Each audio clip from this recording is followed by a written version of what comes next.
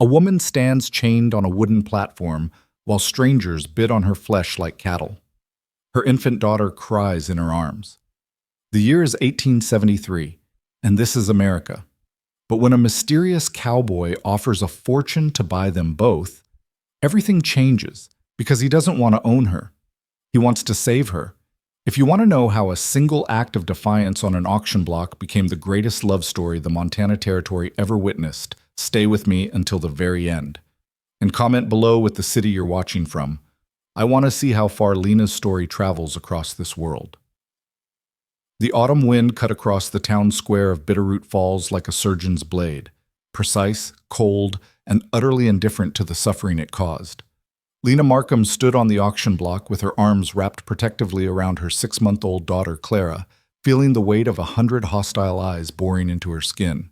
The wooden platform beneath her boots was scarred and splintered from years of use, stained dark in places she didn't want to think about. Above her head, a hand-painted sign swung in the wind. Public auction, livestock and property. She was the property. Lot 17, the auctioneer announced, his voice booming across the gathered crowd like thunder before a storm.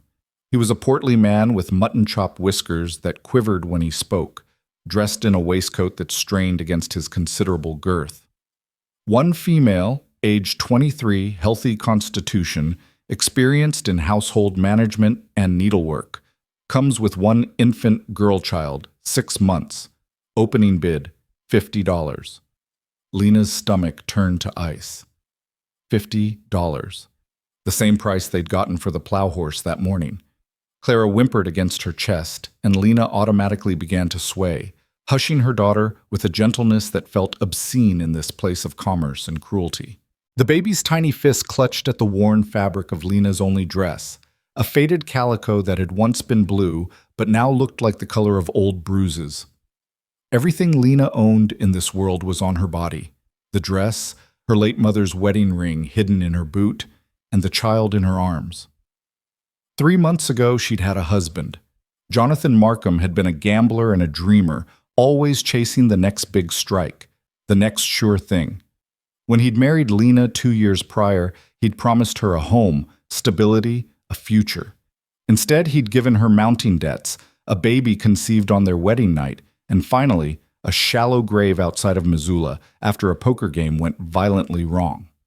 Jonathan's brother, Samuel, had appeared at her doorstep exactly 1 week after the funeral, bringing with him a lawyer and a stack of documents proving that Jonathan had borrowed extensively from the family coffers.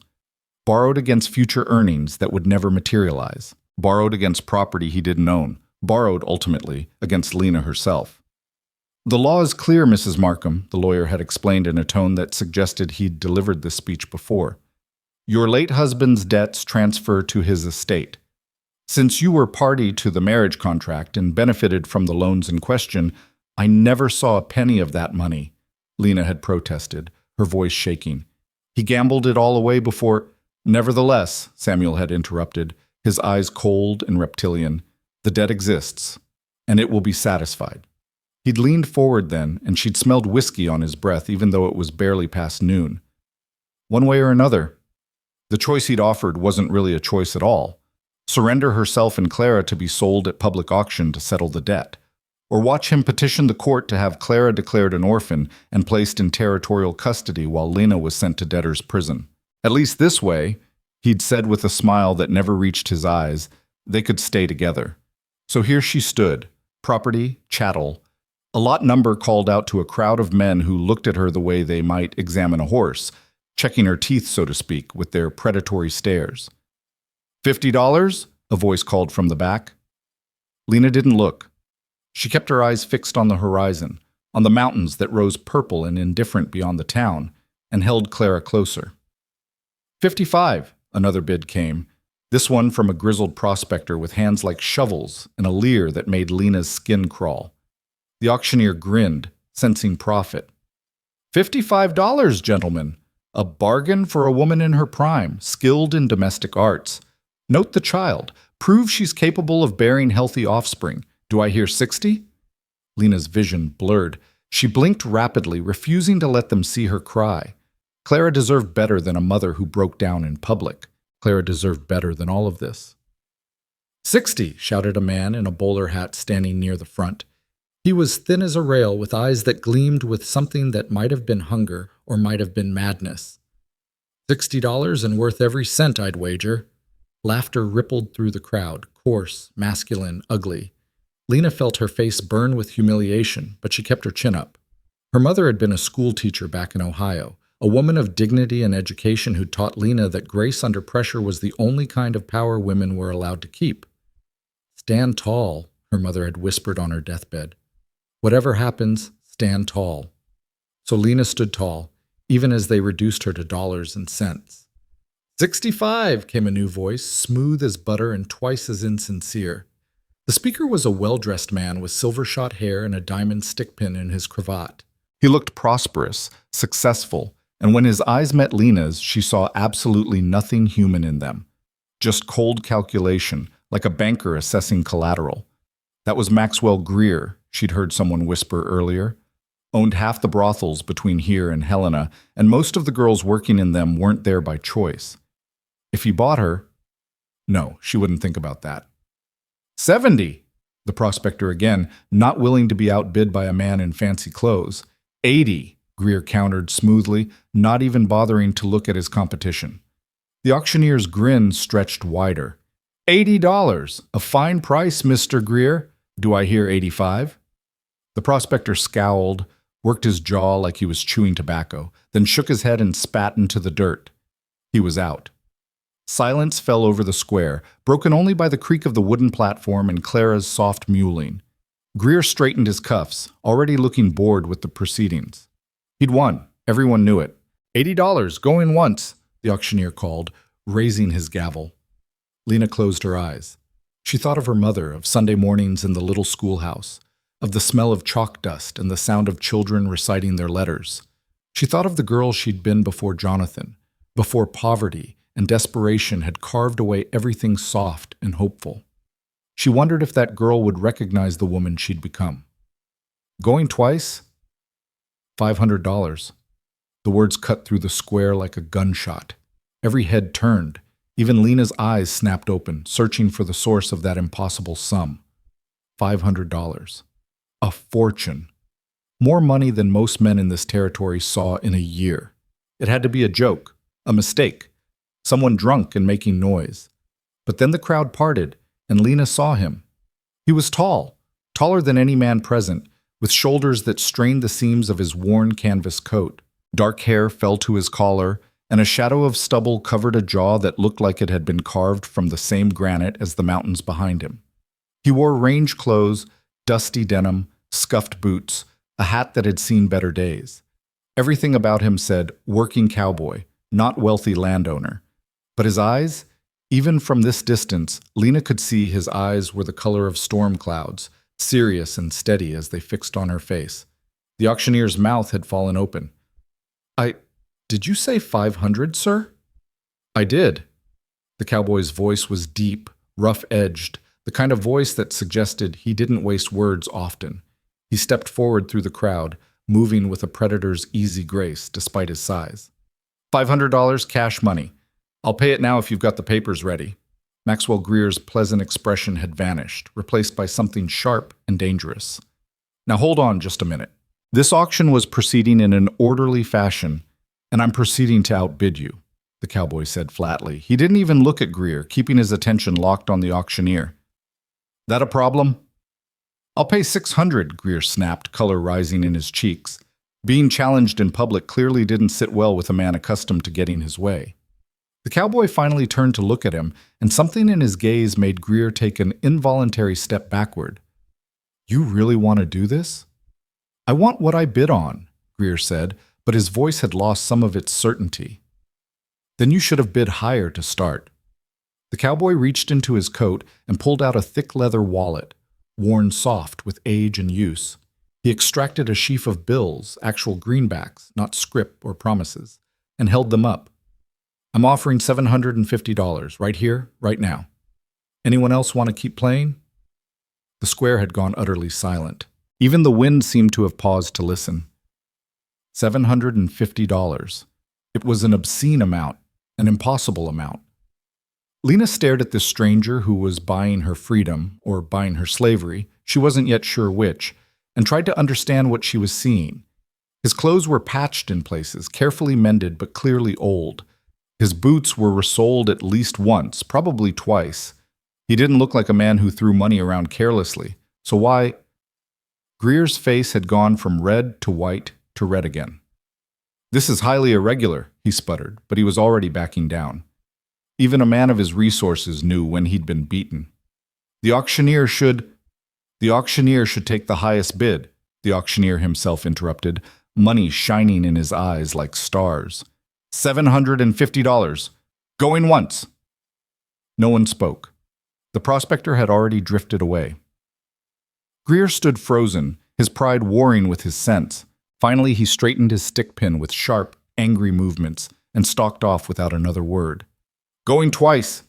The auctioneer's voice was jubilant now, already counting his commission. Lena realized she was holding her breath. Clara had gone quiet in her arms, sensing her mother's tension. "Sold!"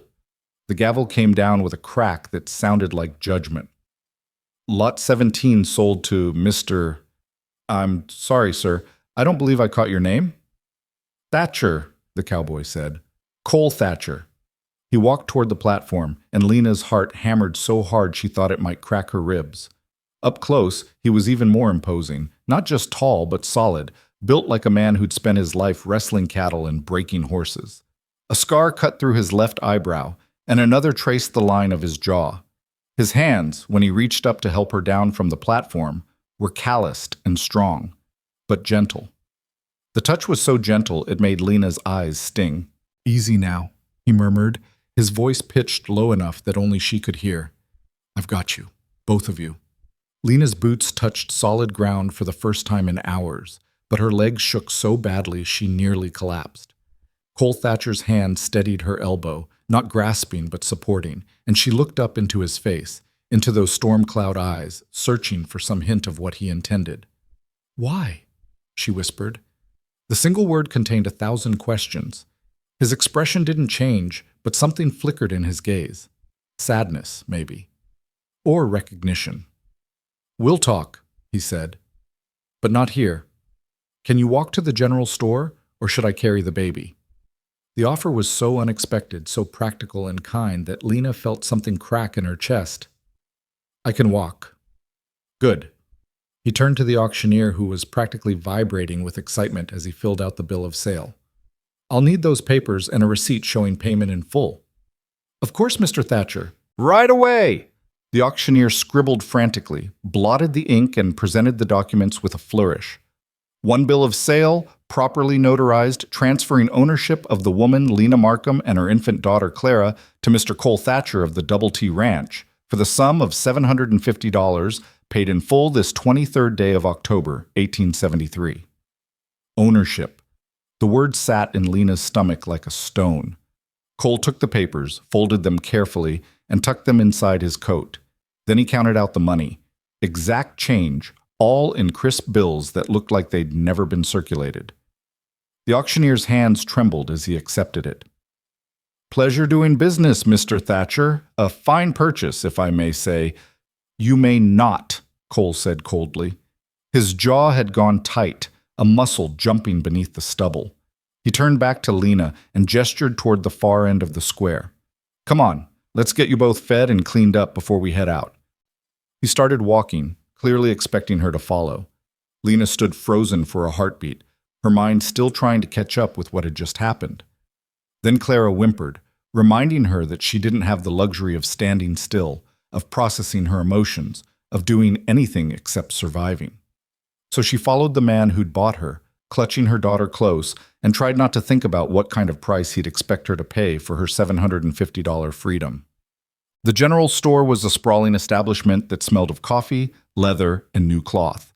The proprietor, a round-faced woman named Mrs. Henley, took one look at Lena and Clara and immediately started clucking like a concerned hen. "Oh, you poor dear! Mr. Thatcher, you can't mean to take them all the way to the Double T looking like that. When's the last time this child had a proper meal?" Lena opened her mouth to answer, but Cole spoke first. "She'll need traveling clothes. Something warm and practical, boots that fit proper, a coat for the baby, and blankets. Whatever else you think necessary for a woman and infant making a 2-day journey. Mrs. Henley's eyes went wide. Goodness, that's quite the order. It'll cost— I don't care what it costs. Cole was already pulling out his wallet again, and Lena realized with a strange jolt that he'd brought far more than $750 to town today. Just get her outfitted right. And food, put together provisions for the trail. Coffee, beans, bacon. Enough for 3 people for 3 days.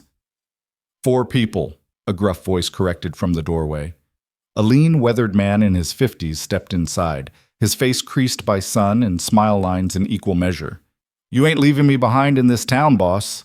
Too many saloons, too much temptation. Cole's severe expression softened just slightly.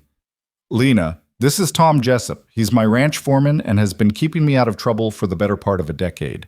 Not always successfully. Tom, this is Mrs. Markham and her daughter Clara. Tom tipped his hat, his eyes kind. Pleased to meet you, ma'am. Don't let the boss's sour face fool you. His bark's worse than his bite. Debatable, Cole muttered, but there was affection in his tone. Mrs. Henley was already bustling around the store, pulling fabric and ready-made garments from shelves. Come with me, dear. We'll get you fixed up in the back room. Mr. Thatcher, you gentlemen can wait out here. This is ladies' business now. Before Lena could protest, she found herself shepherded into a small room behind the counter, where Mrs. Henley helped her out of her threadbare dress and into a split riding skirt made of sturdy brown wool, a cream-colored blouse that actually fit her, and a leather vest that provided surprising warmth. There were new undergarments, thick stockings, and boots that didn't pinch. Mrs. Henley even found a soft flannel gown for Clara and a hooded coat lined with rabbit fur. There now, the older woman said, standing back to survey her work. That's much better. You look almost human again, if you don't mind me saying. Lena stared at her reflection in the small mirror propped on a shelf. She barely recognized herself. For 3 months, she'd been wearing the same dress, sleeping in barns and under bridges, eating whatever scraps she could find or steal. She'd stopped looking at her own face, stopped thinking of herself as anything but a burden dragging Clara toward an inevitable bad end. But now she looked like a person again. A woman with clear eyes and clean skin and clothes that fit. Why is he doing this? She asked quietly, meeting Mrs. Henley's gaze in the mirror. Men don't spend this kind of money without expecting something in return. Mrs. Henley's expression turned thoughtful. I've known Cole Thatcher for 5 years, ever since he bought the double T from old man Thornton.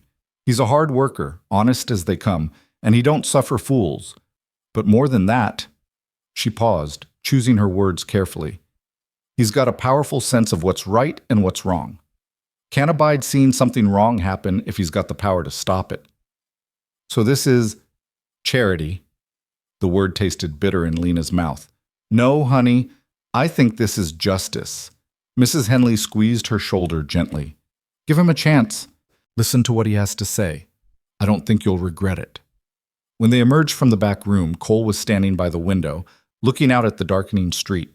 He'd bought coffee for himself and Tom, and they'd been talking in low voices that cut off when Lena appeared. Both men stood immediately, old-fashioned courtesy that felt strange and foreign after months of being treated like cargo.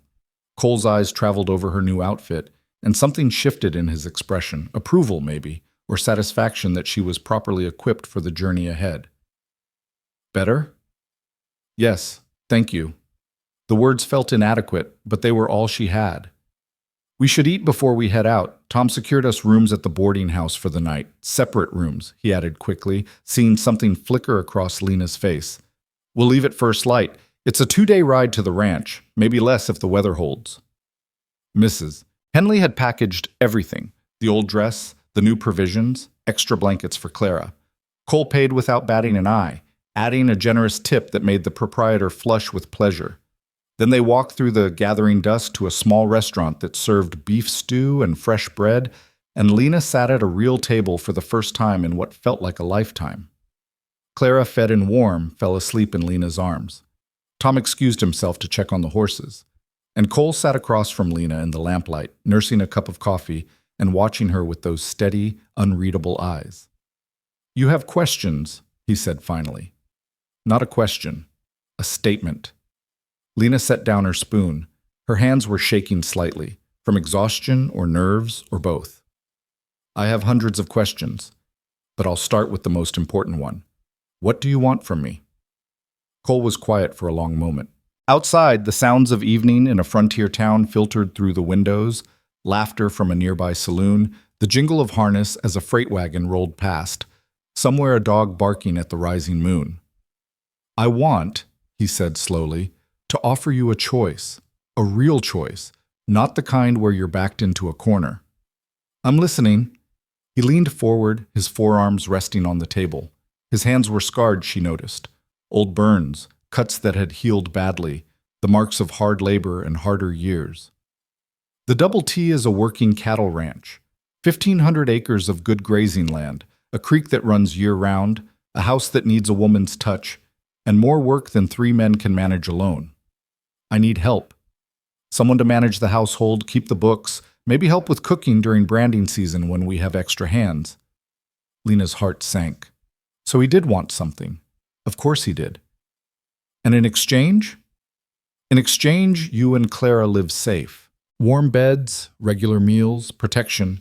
No one touches you without your say-so. No one owns you but yourself.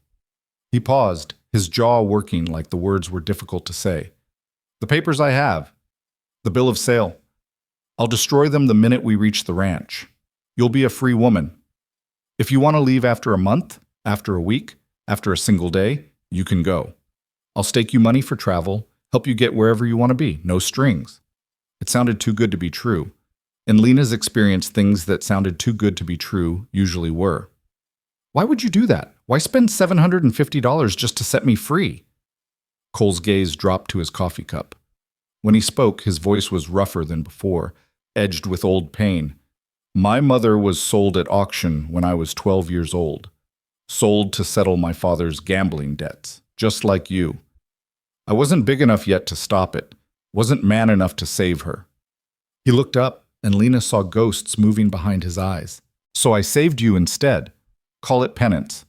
Call it whatever you want. But I couldn't watch it happen again. Not when I had the means to stop it. The restaurant seemed very quiet suddenly. Even Clara's breathing sounded loud in the stillness. What happened to your mother? Lena asked softly. She died 2 years later. The man who bought her worked her to death on a farm outside St. Louis. Cole's voice was flat, factual, but his hands had curled into fists on the table. I tracked him down when I was 15, gave him a choice. He could face the law for what he'd done, or he could face me. What did he choose? He chose to run. I let him. A ghost of a smile touched Cole's mouth, cold and humorless. But I made sure everyone in 3 counties knew what kind of man he was. Last I heard, he died alone and broke, with no one willing to help him. Not justice, maybe, but close enough. Lena studied the man across from her. This stranger who'd paid a fortune for her freedom, who carried his mother's death like a weight around his neck, who offered her choices when the world had spent months stripping every choice away. If I agree to this arrangement, she said carefully, what exactly would you expect from me? You said household management. Is that all? Cole met her gaze steadily. That's all. I sleep in the foreman's cabin with Tom. You and Clara get the house. You'll have privacy, safety, and my word that I'll never ask you for anything you're not willing to give freely. And if I do want to leave, you said you'd help me. Where would I go? Wherever you want. I've got contacts in Denver, San Francisco, even back east if that's your preference. I'll write letters of reference, provide traveling money, make sure you've got a fair start wherever you land. He paused. But I hope you'll stay, at least for a while. See if maybe the Double T could be a home for you and your daughter. A home. Lena couldn't remember the last time she'd had one of those. The room she'd shared with Jonathan had never felt like home. It had been a way station, a temporary shelter before the next move to the next town chasing the next dream. Before that, home had been with her mother, in the little cottage behind the schoolhouse. But her mother had been dead for 3 years now, and that cottage had been sold to pay for the funeral. Clara stirred in her arms, making small, contented sounds. Her daughter deserved a home, deserved safety and warmth, and the chance to grow up without fear. I'll try, Lena said finally. I'll come to your ranch and I'll try, but I'm not making any promises beyond that." "Fair enough." Cole stood and extended his hand across the table. "Not a demand, not a command, an offer." "We've got a deal then, Mrs. Markham." Lena shifted Clara to one arm and reached out. Her hand was small in Cole's, dwarfed by his calloused palm and long fingers, but his grip was warm and firm and steady. "We have a deal, Mr. Thatcher." The boarding house was clean and respectable, run by a widow named Mrs. Patterson, who showed Lena to a second-floor room with a real bed, a washstand, and a window overlooking the street. Cole carried up their packages, the new clothes, the provisions, a small crib that Mrs. Henley had insisted Clara needed. "Breakfast is at 6, he said from the doorway, not crossing the threshold. "We'll want to be on the road by 7 to make good time. Tom's in the room across the hall if you need anything during the night. I'm downstairs." "Where will you sleep?" The question slipped out before Lena could stop it. "Common room." "Don't worry, I've slept in worse places." He tipped his hat. "Get some rest, Mrs. Markham. Tomorrow's going to be a long day." He closed the door quietly, leaving Lena alone with her daughter in a room that felt almost decadently comfortable after months of hard ground and thin blankets. She laid Clara in the crib, covered her with the new flannel blanket, and then just stood there for a long moment, watching her daughter sleep. Clara was so small, so perfect, so entirely dependent on Lena's ability to keep her safe. For months, Lena had been failing at that task, dragged from place to place by forces beyond her control, watching helplessly as their situation grew more desperate by the day. But maybe that was changing. Lena walked to the window and looked out at the darkened street. Somewhere down there, in the common room of this boarding house, Cole Thatcher was settling in for an uncomfortable night on a too-short sofa because he'd given her his room. A man who'd paid $750 for her freedom without expecting anything in return except honest work. It didn't make sense. Men weren't like that. Men took what they wanted and called it their due. Except Cole's mother had been sold at auction when he was 12, and he'd spent his life since then trying to make that wrong right. "Give him a chance," Mrs. Henley had said. "Listen to what he has to say." Lena undressed slowly, put on the nightgown Mrs. Henley had included in the packages, and climbed into the bed. The mattress was soft, the sheets clean, the pillow filled with real feathers instead of straw. It felt like sinking into a cloud. She was asleep before her head fully settled. Dawn came cold and clear, with frost painting the windows in delicate patterns. Lena woke to Clara's hungry crying and the sounds of a town coming to life, horses in the street, shopkeepers opening shutters, somewhere the ring of a blacksmith's hammer already hard at work. She fed Clara, changed her into clean clothes, and dressed herself in the traveling outfit from yesterday. When she came downstairs with the baby, she found Cole and Tom already at breakfast, along with a half-dozen other guests at Mrs. Patterson's long communal table. "Morning," Cole said, rising when he saw her. The courtesy seemed automatic, bone deep. "Sleep well?" "Better than I have in months." Lena took the seat he indicated, accepting a plate of eggs and bacon from Mrs. Patterson. "Thank you." "For the room." "You're welcome." He returned to his own breakfast, eating with the efficient speed of a man who had places to be. Tom was more talkative, regaling the table with stories about the double T, how they'd had a late-season calf crop that was looking strong, how the creek was running clear after the September rains, how the house's roof had finally stopped leaking after 3 years of Cole's attempts to patch it properly. "Of course, the inside could use some attention," Tom added with a meaningful glance at Lena. "Cole here's got no eye for comfort. His idea of decoration is hanging his rifle over the mantel and calling it a day." Several people chuckled. Cole just shrugged. "House serves its purpose." "A house should be more than functional," Mrs. Patterson chimed in. She was a woman who clearly believed in expressing opinions. "It should be a home, somewhere you want to return to at the end of a hard day."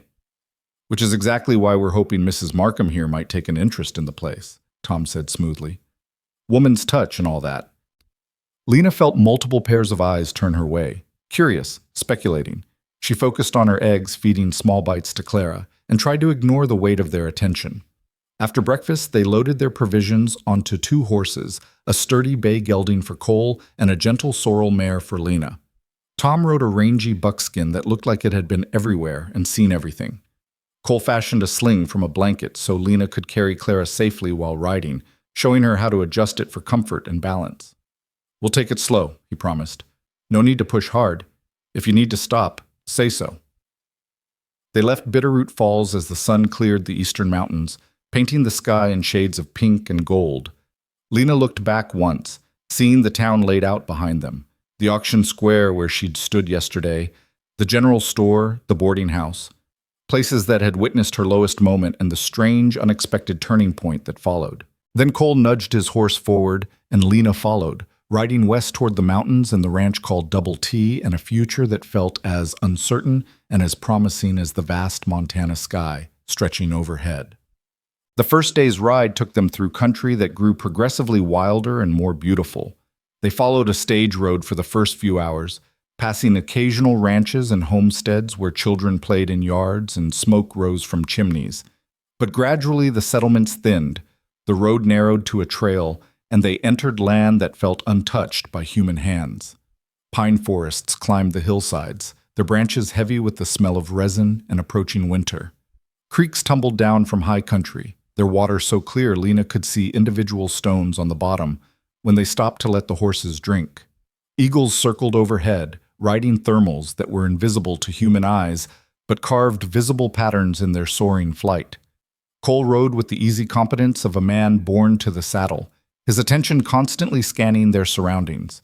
Not nervous, but watchful. Tom ranged ahead and behind, appearing and disappearing like a ghost, checking the trail and doubling back to report what he'd seen. "Country's quiet," he told Cole during one of these reports. "No fresh signs of trouble. Might actually get you home without incident for once." "Don't jinx it," Cole replied, but there was a hint of amusement in his voice. Around midday they stopped in a meadow where autumn grass grew thick and golden. Cole helped Lena dismount. His hands on her waist were gentle, impersonal, and spread blankets while Tom built a small fire for coffee. Clara woke from her drowsing and looked around with wide, curious eyes, seeing trees and sky and space for perhaps the first time in her short life. Lena sat with her daughter in her lap, drinking coffee from a tin cup and eating the sandwiches Mrs. Patterson had packed, and felt something strange and unfamiliar stirring in her chest. It took her a moment to recognize it. Peace. For the first time in as long as she could remember, she felt something approaching peace. "Beautiful country," she said softly, not really expecting an answer. But Cole, sitting nearby with his own coffee, nodded. "It is. Hard country, too. Winter here can kill you if you're not prepared, and spring floods have been known to wash away everything a man's built. But there's nowhere else I'd rather be." "How long have you had the ranch?" 5 years. Saved every penny working trail drives and railroad camps until I had enough for the down payment. Spent the next 3 years paying off the note. Now it's mine, free and clear. Must have taken a lot of work." "Still does. Always will." He looked at her over the rim of his cup, his expression serious. "I won't lie to you, Mrs. Markham. The Double T isn't some grand estate. It's a working ranch that requires long days and hard labor. The house is solid but plain. The winters are cold enough to freeze your breath. If you're looking for an easy life, you won't find it there." "I've never had an easy life, Mr. Thatcher. I'm not sure I'd know what to do with one if it appeared." Something that might have been respect flickered in his eyes. Fair point.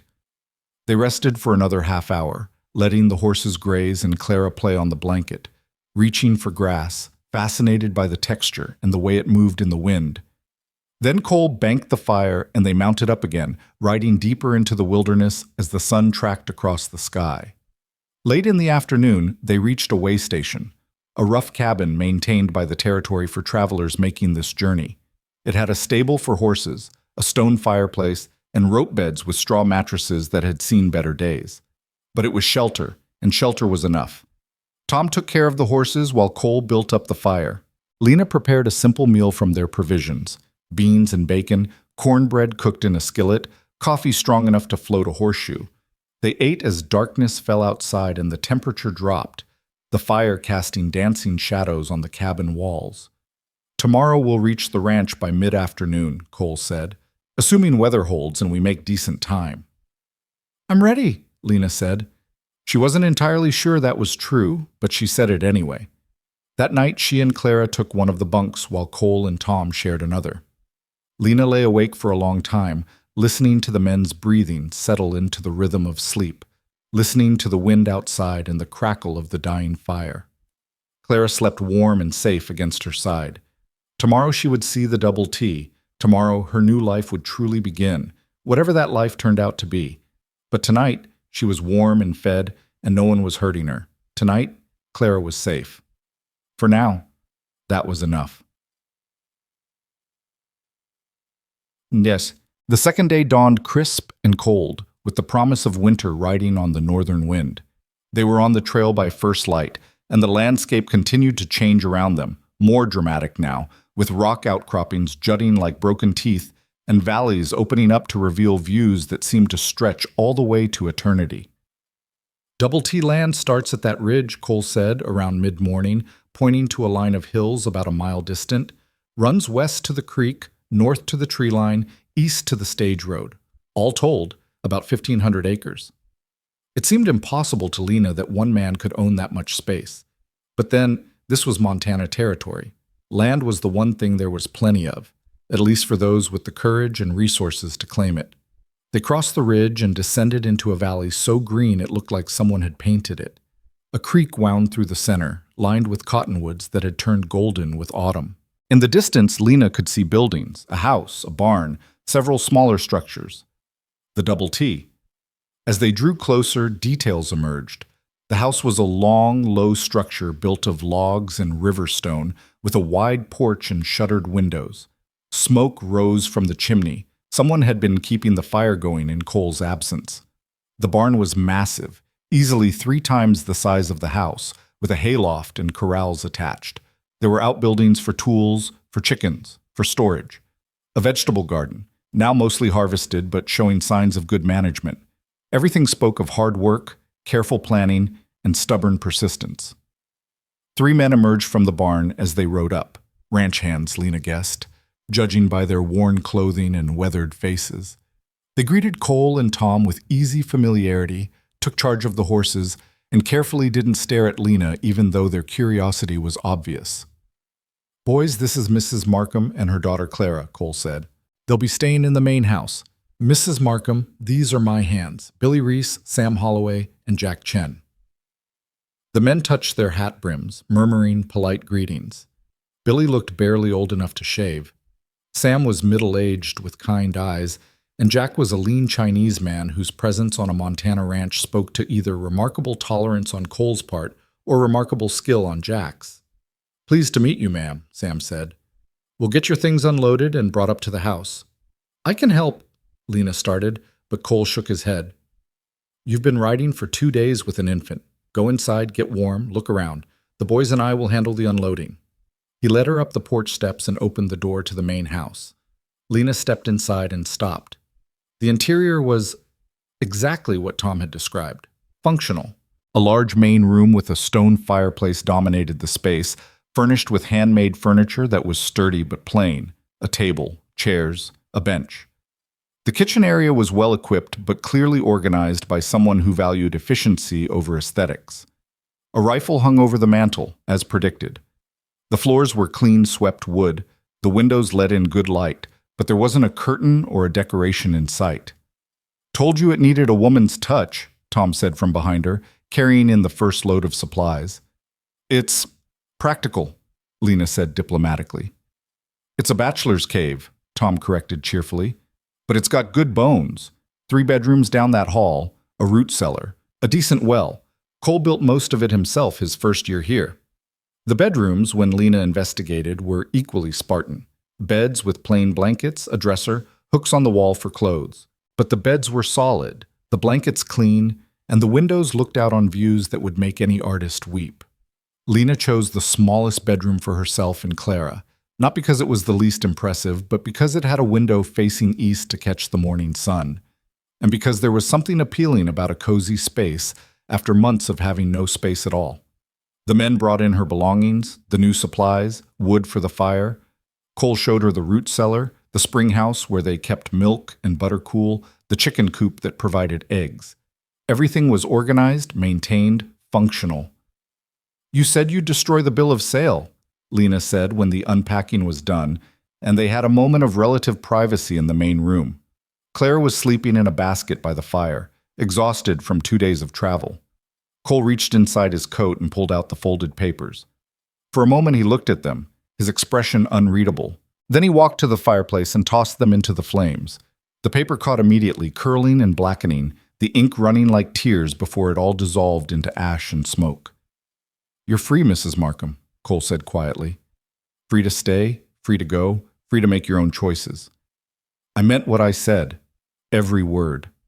Lena watched the last fragments of the bill of sale disappear up the chimney. With them went the legal claim to her person, the document that had made her property. She was free. The weight of it, the responsibility and the terror and the overwhelming possibility nearly brought her to her knees. "Thank you," she whispered. The words were inadequate, insufficient, but they were all she had. Cole's expression softened. He looked like he wanted to say something more, but Tom appeared in the doorway at that moment, breaking the spell. "Boss? Sam says one of the fence lines is down on the north pasture. Want to ride out and check it before dark?" "Yeah." Cole grabbed his hat and gloves from hooks by the door. He paused, looking back at Lena. "Make yourself at home. If you need anything, Sam's good with domestic questions. His wife ran their household for 20 years before she passed.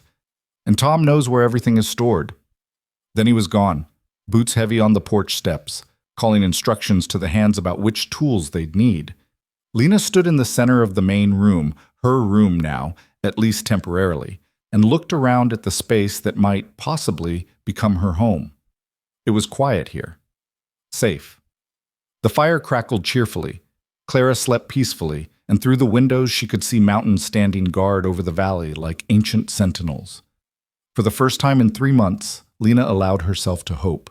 Maybe, just maybe, she and Clara would be all right.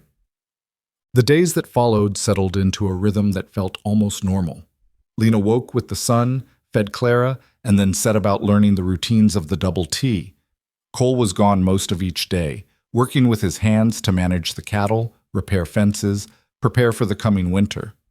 But at dawn and again at dusk, he appeared at the house for meals that Lena prepared with ingredients from the root cellar and the smokehouse. At first, their conversations were brief, practical. What supplies were running low, whether the roof needed checking before the first snow, how much firewood should be stacked. But gradually, as the days turned to a week, they began to talk about other things. She learned that Cole had been born in Missouri, that his father had drunk himself to death 2 years after selling Cole's mother, that Cole had gone west at 16 with nothing but his mother's Bible and a burning need to become something better than the man who'd raised him. He learned that Lena had been a teacher before Jonathan, that she'd once dreamed of opening a school, that she missed books and conversation and the small civilized pleasures that frontier life rarely afforded. "There's a lending library in Helena," he mentioned one evening. "Not much, but they've got books. I could bring some back next time I go for supplies." The offer was casual, but the thoughtfulness behind it made Lena's throat tight. "I'd like that." "Thank you." Clara was thriving. The regular meals and warmth agreed with her. She was smiling now, reaching for things, making cooing sounds that might someday become words. Sam's wife had left behind a cradle, and it rocked by the fire each evening while Lena cleaned up after dinner. The hands, Billy, Sam, and Jack, treated Lena with careful respect. They tipped their hats when they passed her, spoke politely, and never once made her feel like an object or an inconvenience. Tom was a constant presence, checking on her needs, offering help with heavy tasks, keeping up a stream of cheerful commentary that made the work lighter. It was, Lena had to admit, a good life. Hard work, yes, washing clothes by hand, cooking over a wood stove, keeping house without any of the conveniences she'd once taken for granted. But honest work, safe work. And Cole? Cole was a puzzle she couldn't quite solve. He was unfailingly courteous, but never familiar. He worked from dawn to dusk and beyond, pushing himself harder than he pushed any of his men. He slept in the foreman's cabin as promised, giving Lena complete privacy in the main house. He never touched her except to help her mount a horse or steady her on rough ground. And even then, his touch was brief and impersonal. But sometimes she caught him watching her with an expression she couldn't quite read, something that might have been longing or might have been simply thoughtfulness. And at night, when they sat by the fire after dinner and Clara slept in her cradle, Lena found herself acutely aware of his presence, the way his hands moved when he whittled a piece of wood, the rare smile that transformed his severe face, the deep rumble of his voice when he told stories about the early days of the double T. She was beginning to understand that Cole Thatcher was a deeply good man. Not perfect. He had a temper, though she'd never seen it directed at anything but inanimate objects that refused to cooperate, and he carried shadows that sometimes darkened his eyes. But good. Fundamentally, bone-deep good. And that scared her more than any cruelty could have, because Lena was starting to feel things she had no right to feel. Gratitude? Yes. Relief? Certainly. But also something warmer. Something that made her heart beat faster when she heard his step on the porch. Something that made her care about whether he liked the dinner she'd prepared, whether he was warm enough in the cabin, whether the weight he carried could ever be eased. She told herself it was just the natural result of kindness after months of fear, that any woman in her situation would feel drawn to her rescuer, that it didn't mean anything real. But late at night, when Clara was asleep and the house was quiet, Lena would lie awake and wonder what would happen if she knocked on the door of the foreman's cabin. What would she see in Cole's eyes if she told him that freedom was wonderful, but loneliness was still loneliness, and she was tired of being alone? The thought terrified her. The thought thrilled her. And 2 weeks after arriving at the Double T, everything changed. It started with 2 men riding up the trail toward the ranch, strangers dusty from travel, with hard eyes and harder smiles, and Cole's face, when he saw them, went cold as Montana winter. "Get in the house," he told Lena quietly. "Lock the doors. Don't come out until I tell you it's safe." "Who are they?" "Trouble," Cole said. "From a life I thought I'd left behind." He checked his gun, called for Tom and the hands, and walked out to meet the riders. And Lena, clutching Clara close, watched from the window and understood that the past, Cole's and her own, was never quite as dead as you hoped it would be. The peace they'd built was about to be tested, and whether it would survive remained to be seen. The 2 riders reined in their horses about 20 yards from the house, positioning themselves with the practiced ease of men accustomed to making quick exits. The taller one, a man with a scarred face and eyes like chips of flint, leaned forward in his saddle and grinned, showing teeth that had gone yellow from tobacco and neglect. "Well, well," he drawled, his voice carrying across the yard. "If it ain't Cole Thatcher, all respectable and ranching, almost didn't recognize you without the blood on your hands, Coyote." Lena's breath caught. Coyote. The nickname hung in the air like smoke from a gun barrel. Cole stood motionless in the yard, his stance deceptively relaxed. But Lena had learned to read him over the past 2 weeks, and she could see the tension coiled in his shoulders, the way his right hand hung loose near his holstered revolver. Tom flanked him on one side, Sam and Billy on the other. Jack had disappeared, probably circling around to cover their backs, Lena guessed. "Duke," Cole said flatly, "didn't expect to see you this far north.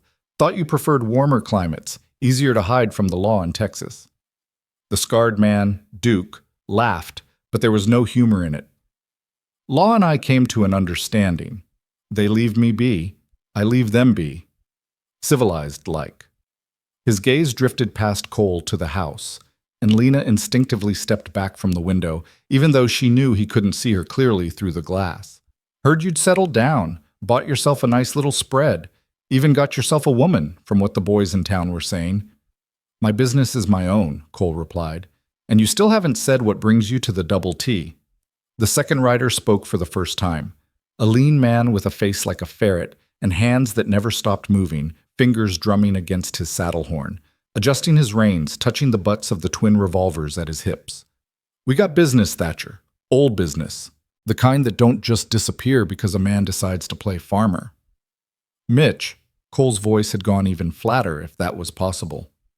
"You always did talk too much. Why don't you let Duke speak for himself?" Mitch's face flushed, but Duke held up a hand before his companion could respond. "Easy, boys. We're all friends here. Ain't that right, Coyote? Friends from the old days when we rode together and made the kind of money that lets a man buy a ranch like this." He gestured expansively at the double T, his smile widening. "Speaking of which, I figure you owe us. For services rendered, for opportunities provided, for all those years when we were partners." "We were never partners," Cole said quietly. "I rode with you for 18 months when I was too young and too stupid to know better. Then I got smart and got out. That was 7 years ago, Duke, ancient history." "Money don't got an expiration date," Mitch interjected. "Neither does loyalty." "I don't recall either of you showing much loyalty when the Marshal's posse caught up with us outside Abilene," Cole shot back. "You two ran and left me to face the rope alone. Only reason I'm standing here is because the Marshal's horse threw a shoe and I managed to lose them in the breaks. So don't talk to me about loyalty." Duke's smile never wavered, but something cold and dangerous flickered in his eyes. "Water under the bridge, Coyote. We all do what we gotta do to survive. But now here you are, living comfortable, while me and Mitch are still scratching out a living the hard way. Don't seem quite fair, does it?" "Life ain't fair," Tom said, speaking for the first time. His weathered face was set in hard lines, and his hand rested on the rifle he carried. "If it was, good men wouldn't have to deal with snakes showing up on their doorstep." Duke's gaze shifted to Tom, assessing. "You must be the foreman." "Jessup, is it? Heard you were riding with Thatcher now. Pity. Thought you had more sense than to hitch your wagon to a man with his kind of past." "I know exactly what kind of past Cole's got," Tom replied evenly. "I also know what kind of present he's built. That's what matters to me." "Noble," Mitch sneered. "Real noble. But nobility don't pay debts." Cole's patience was clearly wearing thin. Lena could see it in the set of his jaw, the way his fingers had started to curl. "I don't owe you anything. We settled up 7 years ago when you left me to hang. Now I'm asking nicely. Get off my land. Next time I won't ask." "Or what?" Duke's hand drifted toward his gun, casual but deliberate. "You gonna shoot us? 2 against 5? We faced worse odds and walked away laughing." "3 against 5, Jack's voice called from somewhere to the left. Lena couldn't see him, but apparently Duke and Mitch could, because both men tensed. "And I'm real good with this Winchester. Korean War taught me patience and how to make every shot count." Duke's jaw tightened, the first crack in his affable facade. "This ain't over, Thatcher. We came here civilized, offering you a chance to do right by old friends. You want to play it hard? We can play it hard. But you might want to think about that pretty woman in your house before you make any stupid decisions." The threat hung in the air like poisoned gas. Cole moved so fast Lena almost missed it. One moment he was standing still. The next he had his revolver out and leveled at Duke's chest, the hammer cocked back with a sound like breaking bones. "You listen to me very carefully," he said, his voice dropping to something barely above a whisper, but somehow more terrifying than any shout. "You can threaten me. You can threaten my ranch. You can even threaten my life. But you say one more word about her, and I will end you right here. Ancient history or not, partner or not, I will put you in the ground and sleep just fine afterward. Are we clear?" The yard had gone utterly silent. Even the wind seemed to have paused to listen. Duke stared at Cole for a long moment, and Lena saw him calculating, weighing options, considering consequences. Finally, he raised both hands in a gesture of surrender, though his smile had gone sharp as broken glass. "Crystal clear, Coyote. Crystal clear. No need to get excited. We're leaving." "Smart choice," Tom muttered. Duke and Mitch turned their horses, but Duke paused before riding off. "Think about what I said, Thatcher, about settling old accounts. We'll be in the territory for a while. Plenty of time for you to reconsider being neighborly." He touched his hat brim in a mockery of politeness. "Tell your woman she's lucky to have such a protective man. Hope his protection's enough when it counts." Then they were gone, spurring their horses into a gallop that kicked up dust and left nothing behind but the echo of hoofbeats and a chill that had nothing to do with the autumn air. Cole stood motionless until the riders disappeared over the ridge. Then he let out a breath that seemed to come from somewhere deep in his chest and lowered his gun. His hand was shaking slightly, whether from adrenaline or anger, Lena couldn't tell. Tom stepped close, speaking quietly. "That's trouble, boss. The kind that don't go away on its own." "I know," Cole said. He holstered his revolver and turned toward the house. "Lena, You can come out now."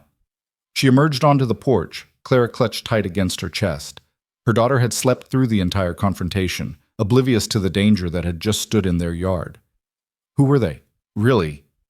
Cole climbed the porch steps, and for the first time since she'd met him, Lena saw something that looked like shame in his face. Men from a life I thought I'd left behind.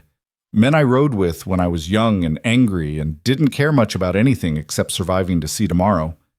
He called you Coyote. That was my name back then, before I became Cole Thatcher, rancher, before I bought the double T and tried to build something decent. He looked at her directly, his storm cloud eyes searching her face. I told you I wasn't always a good man. This is what that looks like. This is the past coming to collect. Lena thought about the bill of sale burning in the fireplace, about Cole's mother sold at auction, about a boy of 15 tracking down the man who'd worked his mother to death. She thought about the scars on Cole's hands and the shadows that sometimes crossed his face when he thought no one was watching. "What did you do?" she asked quietly. "When you rode with them?" Cole was silent for a long moment. Sam and Billy had moved off to check the perimeter, giving them privacy. Only Tom remained, standing a respectful distance away but close enough to hear. "We robbed stages," Cole said finally. "Payroll shipments, mostly. Banks, a couple times. Never killed anyone. I drew the line there, and Duke respected it because I was good with a gun and better at planning. But we took money that didn't belong to us, and we hurt people in the doing. Didn't matter that I was trying to earn enough to find my mother, to buy her freedom. Wrong is wrong, and I did wrong." "Why did you stop?" "Because one day we hit a stage, and there was a woman inside with her children. 2 little girls, maybe 6 and 8 years old. They were so scared they couldn't even cry, just sat there shaking while we took their mother's jewelry and the strongbox under the driver's seat." He swallowed hard. "The older girl, she looked at me the way I must have looked at the men who bought my mother, like I was a monster. And I realized she was right. So I took my share of that last job, rode out before sunrise, and never looked back." "Until today," Lena said. "Until today," he agreed. "Tom found me 3 months later, half-starved and working as a ranch hand in Wyoming for a man who beat his horses and his hired help equally. Offered me a job at the spread he was running, taught me how to do honest work, and eventually helped me put together enough to buy this place." He glanced at his foreman. "I owe Tom more than I can ever repay." "You don't owe me nothing but a day's work for a day's pay," Tom said gruffly. "Which you've given, and then some. But Duke Clancy's right about one thing. This ain't over. Men like him don't make threats and then ride away peaceful. They'll be back." "I know," Cole said again. "Question is when and how." Lena adjusted Clara in her arms, feeling the baby's warm weight, thinking about Duke's cold eyes and the way he'd looked at the house. At her. What do they want? Money? Probably. Maybe revenge for me leaving the gang. Maybe just meanness. Duke always did enjoy making people squirm. Cole rubbed his face, suddenly looking exhausted. "I'll ride into town tomorrow, talk to the sheriff. See if there's paper out on Duke and Mitch. If I'm lucky, there'll be warrants and I can get the law involved. And if you're not lucky, then we prepare for trouble and hope it doesn't come." He met her eyes, and she saw genuine regret there. "I'm sorry, Lena. You came here for safety, and I brought danger right to your door. If you want to leave, if you want me to take you into Helena or wherever you'd feel secure, I'll understand. I'll make sure you and Clara have everything you need." The offer was sincere, Lena could tell. He would do it without hesitation, without making her feel guilty, without trying to convince her to stay. He would give her money and references and safe passage, just like he'd promised that first night in Bitterroot Falls. But something had shifted in the past 2 weeks. The double T had stopped feeling like a temporary refuge and started feeling like home. The work had stopped feeling like obligation and started feeling like purpose. And Cole had stopped feeling like a stranger who'd bought her and started feeling like something else. Something Lena wasn't quite ready to name. "I'm not leaving," she said firmly. "This is my home now. Mine and Clara's.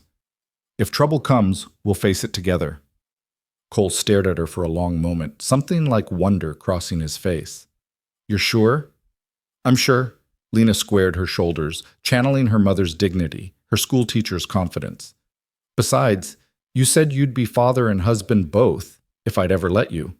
Can't very well do that if I run off at the first sign of danger."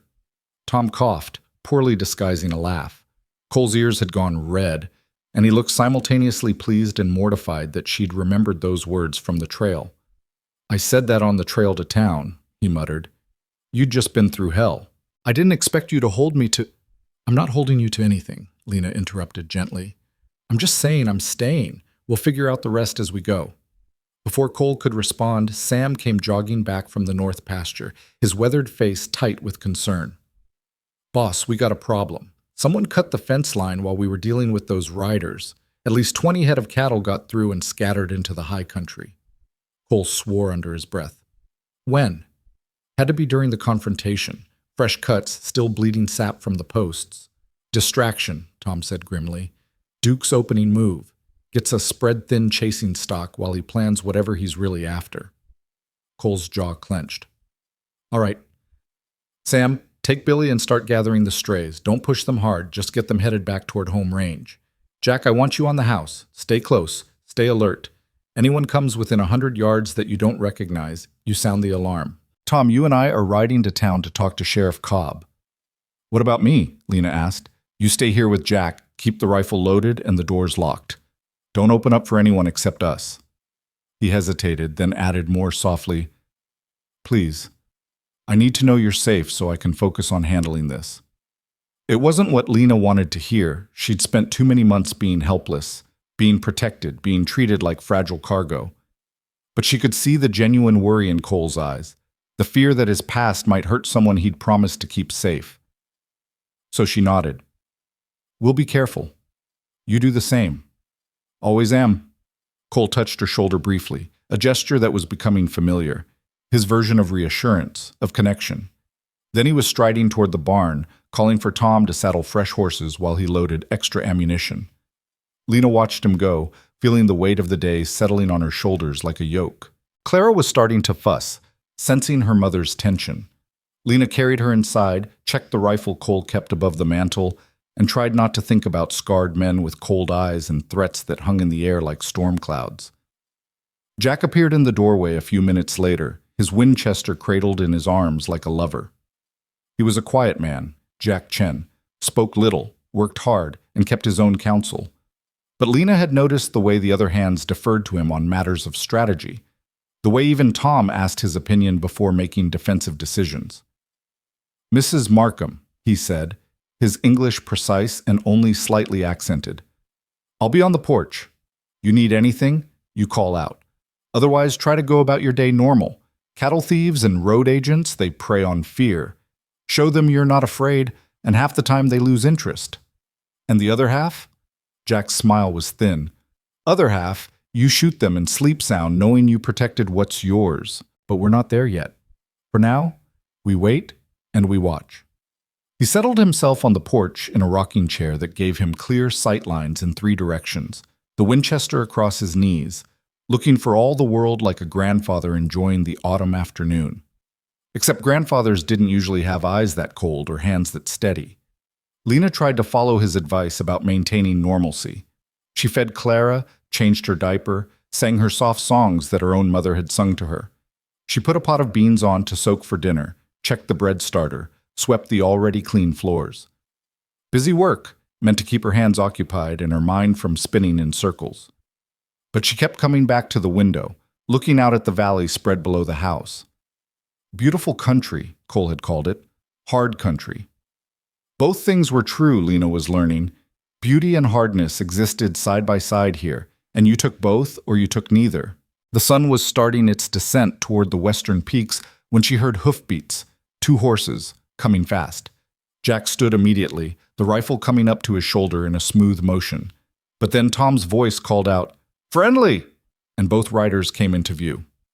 Lena let out a breath she hadn't known she was holding and opened the door as Cole and Tom dismounted. Cole's face was grim. "Sheriff says there's no active warrants on Duke or Mitch. They served time for the Abilene job, 3 years in territorial prison, and got released last spring. Technically, they're free men with all debts to society paid." "So the law won't help," Lena said. "Law can't act on threats and a cut fence line, not unless Duke does something more concrete." Cole stepped inside, and Lena noticed he kept himself between her and the door, always protecting, always vigilant. But Cobb said he'd send a deputy out tomorrow to have a look around, document what happened. If Duke's still in the area and causes trouble, at least we'll have it on record. Tom closed the door behind them. Sam and Billy got most of the cattle back. 2 still missing, probably bedded down in the timber. They'll find them tomorrow. Good. Cole sank into a chair at the kitchen table, suddenly looking bone-tired. At least that's something. Lena poured coffee without being asked, set it in front of him along with the last of the morning's biscuits and some preserves. Simple food, but Cole accepted it with a nod of thanks and ate like he'd forgotten to feed himself all day. What's the plan? Lena asked, taking a seat across from him. Clara dozed in her basket by the fire, and the homey scene felt surreal against the backdrop of danger lurking just beyond the fence line. We wait, Cole said. We stay alert. We don't give Duke any openings. He looked at her, his expression serious. And you don't go anywhere alone. Not to the hen house, not to the well, nowhere. If you need something outside the house, you take Jack with you. Understand? I'm not a child to be ordered around, Lena said mildly, but without heat. But I understand the wisdom of caution. I'll be careful. Not just careful. Careful isn't enough with men like Duke. Cole leaned forward, his hands wrapped around his coffee cup. I've seen what he does to people he thinks have crossed him. He's not right in the head. Never has been. Gets ideas and can't let them go. If he's decided I owe him something, he won't stop until he collects, or until someone stops him permanently. Then maybe someone should, Lena said quietly. Cole's eyes snapped to hers. I won't kill a man in cold blood. I won't become what I was just to protect what I have. I wasn't suggesting murder. I was suggesting justice. Sometimes there's not much difference. He rubbed his face, and Lena saw the weight of old sins pressing down on him. I've done things I'm not proud of, Lena. Things that would make you think twice about staying here if you knew the full truth. I can't add to that list unless there's no other choice. Tom, who'd been standing by the window keeping watch, spoke without turning around. Man's got a right to defend what's his. That ain't murder, Cole. That's survival.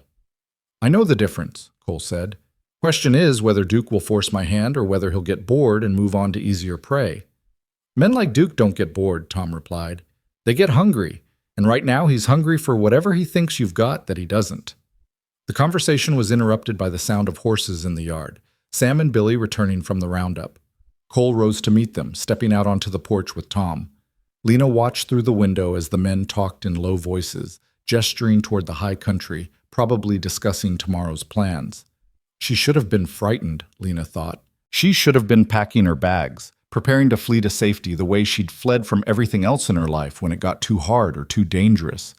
But standing in this house that Cole had built with his own hands, looking at the land he'd claimed and gentled and made productive through years of hard work, watching him move among his men with the easy authority of a natural leader, Lena felt something she hadn't expected to feel ever again. She felt like she was exactly where she belonged. Later that night, after a quiet dinner and the evening chores were done, Lena sat by the fire with mending in her lap while Cole cleaned his guns at the kitchen table. Tom had taken first watch, circling the property with Jack. Sam and Billy were in the bunkhouse, resting before their turn at guard duty. Clara slept peacefully, unaware that the adults around her were preparing for possible violence. Tell me about your mother, Lena said suddenly, breaking the comfortable silence. Cole's hand stilled on the revolver he was cleaning. Why? Because you saved me in her name. Because I want to understand the man who would spend a fortune on a stranger's freedom. Lena set down her mending and met his gaze across the room. Because if we're going to face trouble together, I should know what drives you. He was quiet for so long Lena thought he might not answer. Then he set down the gun and leaned back in his chair, his eyes distant with memory. Her name was Catherine, he said softly. Catherine Mary Thatcher. She was educated, had been a governess before she married my father, taught me to read and write and do sums before I was 6 years old. Used to read me poetry by candlelight and tell me stories about knights and honor and doing what's right even when it's hard. She sounds wonderful. She was. Cole's voice roughened. She was also married to a man who loved cards more than he loved his family. My father, James Thatcher, He was charming when he was sober and mean when he was drunk, and he was drunk more often than not toward the end. Lost everything we had one piece at a time. First the farm, then the horses, then the furniture. Finally, he ran out of things to sell except his wife. Lena's chest tightened. And you were 12. Almost 13, old enough to understand what was happening, but too young to stop it. He picked up the gun again, his hands moving through the familiar motions of reassembly without conscious thought. Man who bought her was named Hutchins, Orville Hutchins. Owned a big farm outside St. Louis, needed help because his own wife had died the previous winter. He promised my father he'd treat Ma well, that she'd be taken care of. But he didn't keep his promise. Worked her 18 hours a day, fed her scraps, beat her when she moved too slow. She lasted 2 years before her heart gave out. Cole's jaw clenched. I found out later she'd asked Hutchins to send for me, to let me visit. He told her I'd died of fever, told her I was gone, so she'd stop asking. Oh, Cole. Lena's eyes stung with tears for a woman she'd never known, for a boy who'd lost everything. I tracked him down when I was 15. Took me 2 years of following rumors and asking questions, but I found him. By then he'd sold the farm and was living in a boarding house in Kansas City, drinking himself to death 1 bottle at a time. Cole's smile was cold and humorless. I told him who I was, told him what he'd done to my mother, gave him the choice I mentioned before, face the law or face me. And he ran. He ran. But before he did, I made sure everyone in that boarding house, everyone on that street, everyone who'd do business with him knew exactly what kind of man Orville Hutchins was. Spread the word that he'd murdered a good woman through cruelty and lies. By the time I was done, he couldn't get a job cleaning stables or a room in the worst flophouse. Cole set down the gun, now fully reassembled and loaded. He died 6 months later, froze to death in an alley behind a warehouse. Some might call it justice. I just call it the natural consequence of his choices. Is that why you became Coyote? Why you rode with Duke? Partly. I was angry at Hutchins, at my father, at a world that let women be bought and sold like livestock. Duke offered me a way to hit back at that world, to take from people who had too much, seemed righteous at the time. He shook his head. Took me 18 months to realize I'd become the very thing I hated. A man who hurt others to serve his own ends. The day I saw my reflection in that little girl's eyes was the day I understood what my mother would have thought of what I'd become. So you stopped. So I stopped. Cole looked at Lena directly, and she saw both pain and determination in his face. I can't undo the things I did as Coyote. Can't give back the money I stole or erase the fear I caused. But I can build something decent here. I can treat people right. I can make sure no woman on my land ever feels like property or prey. His voice dropped. I can save one woman and her daughter from an auction block, even if I couldn't save my own mother. The fire crackled in the silence that followed. Outside, Lena could hear Tom's footsteps on the porch as he made his rounds. You're not responsible for your mother's death, Lena said gently. You were a child. Doesn't make her any less dead. No, but it also doesn't mean you have to spend your whole life trying to atone for sins that weren't yours to begin with. Lena stood and crossed to where he sat, this man who carried so much weight on his shoulders. Your mother would be proud of what you've built here, proud of the man you've become. I'm certain of it. Cole looked up at her, and in the firelight, his eyes were wet. How can you be certain? You never knew her. Because I'm a mother too, and if Clara grows up to be half as honorable as you are, if she cares half as much about doing right by people, I'll die happy knowing I raised her well. Lena reached out and touched his shoulder, a mirror of the gesture he so often used with her. Your mother's legacy isn't her death, Cole. It's you, the man you chose to become in spite of everything you suffered. For a moment she thought he might pull away, might retreat behind the walls he kept so carefully maintained, but instead he covered her hand with his own, his calloused palm warm against her fingers. Thank you, he said quietly, for staying, for trusting me, for... He stopped, seemed to struggle with words. For seeing something worth saving when you look at me. I see a good man, Lena replied. Imperfect, haunted, but fundamentally good. That's more than most people can claim. They stayed like that for a long moment, connected by touch and firelight and shared understanding. Then Clara stirred in her basket, making soft sounds that meant she'd be awake and hungry soon, and the spell broke. Lena stepped back, suddenly aware of how close they'd been standing, how easy it would have been to lean forward, to close the distance, to... "I should feed her," she said, her voice slightly breathless. "Yeah." Cole cleared his throat, stood, holstered his gun. "And I should relieve Tom. Let him get some rest before his next watch." He moved toward the door, then paused with his hand on the latch. "Lena, what I said on the trail about being father and husband both, I meant it. I still mean it. But only if and when you're ready. No pressure, no expectations. Just know that the offer stands." Then he was gone, out into the cold Montana night, leaving Lena standing by the fire with her heart pounding and her mind racing and Clara beginning to fuss in earnest. She picked up her daughter, settled into the rocking chair, and began to nurse her while the fire burned low and the wind whispered against the windows. And as she rocked, Lena admitted to herself what she'd been trying not to acknowledge for days.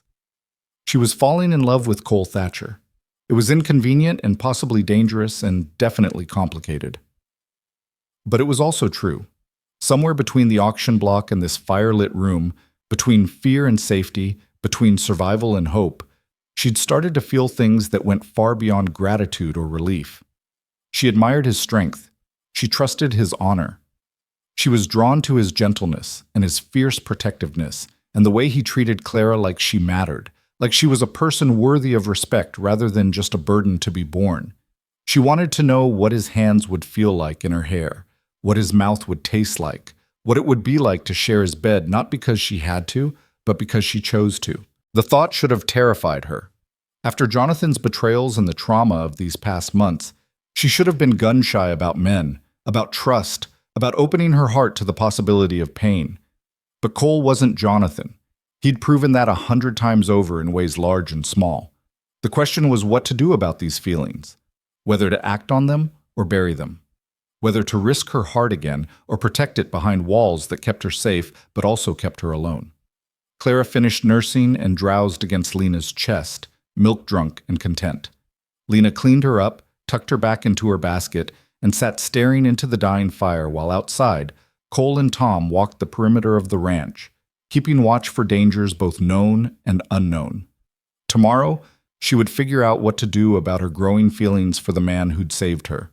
Tomorrow, she would decide whether to be brave or cautious.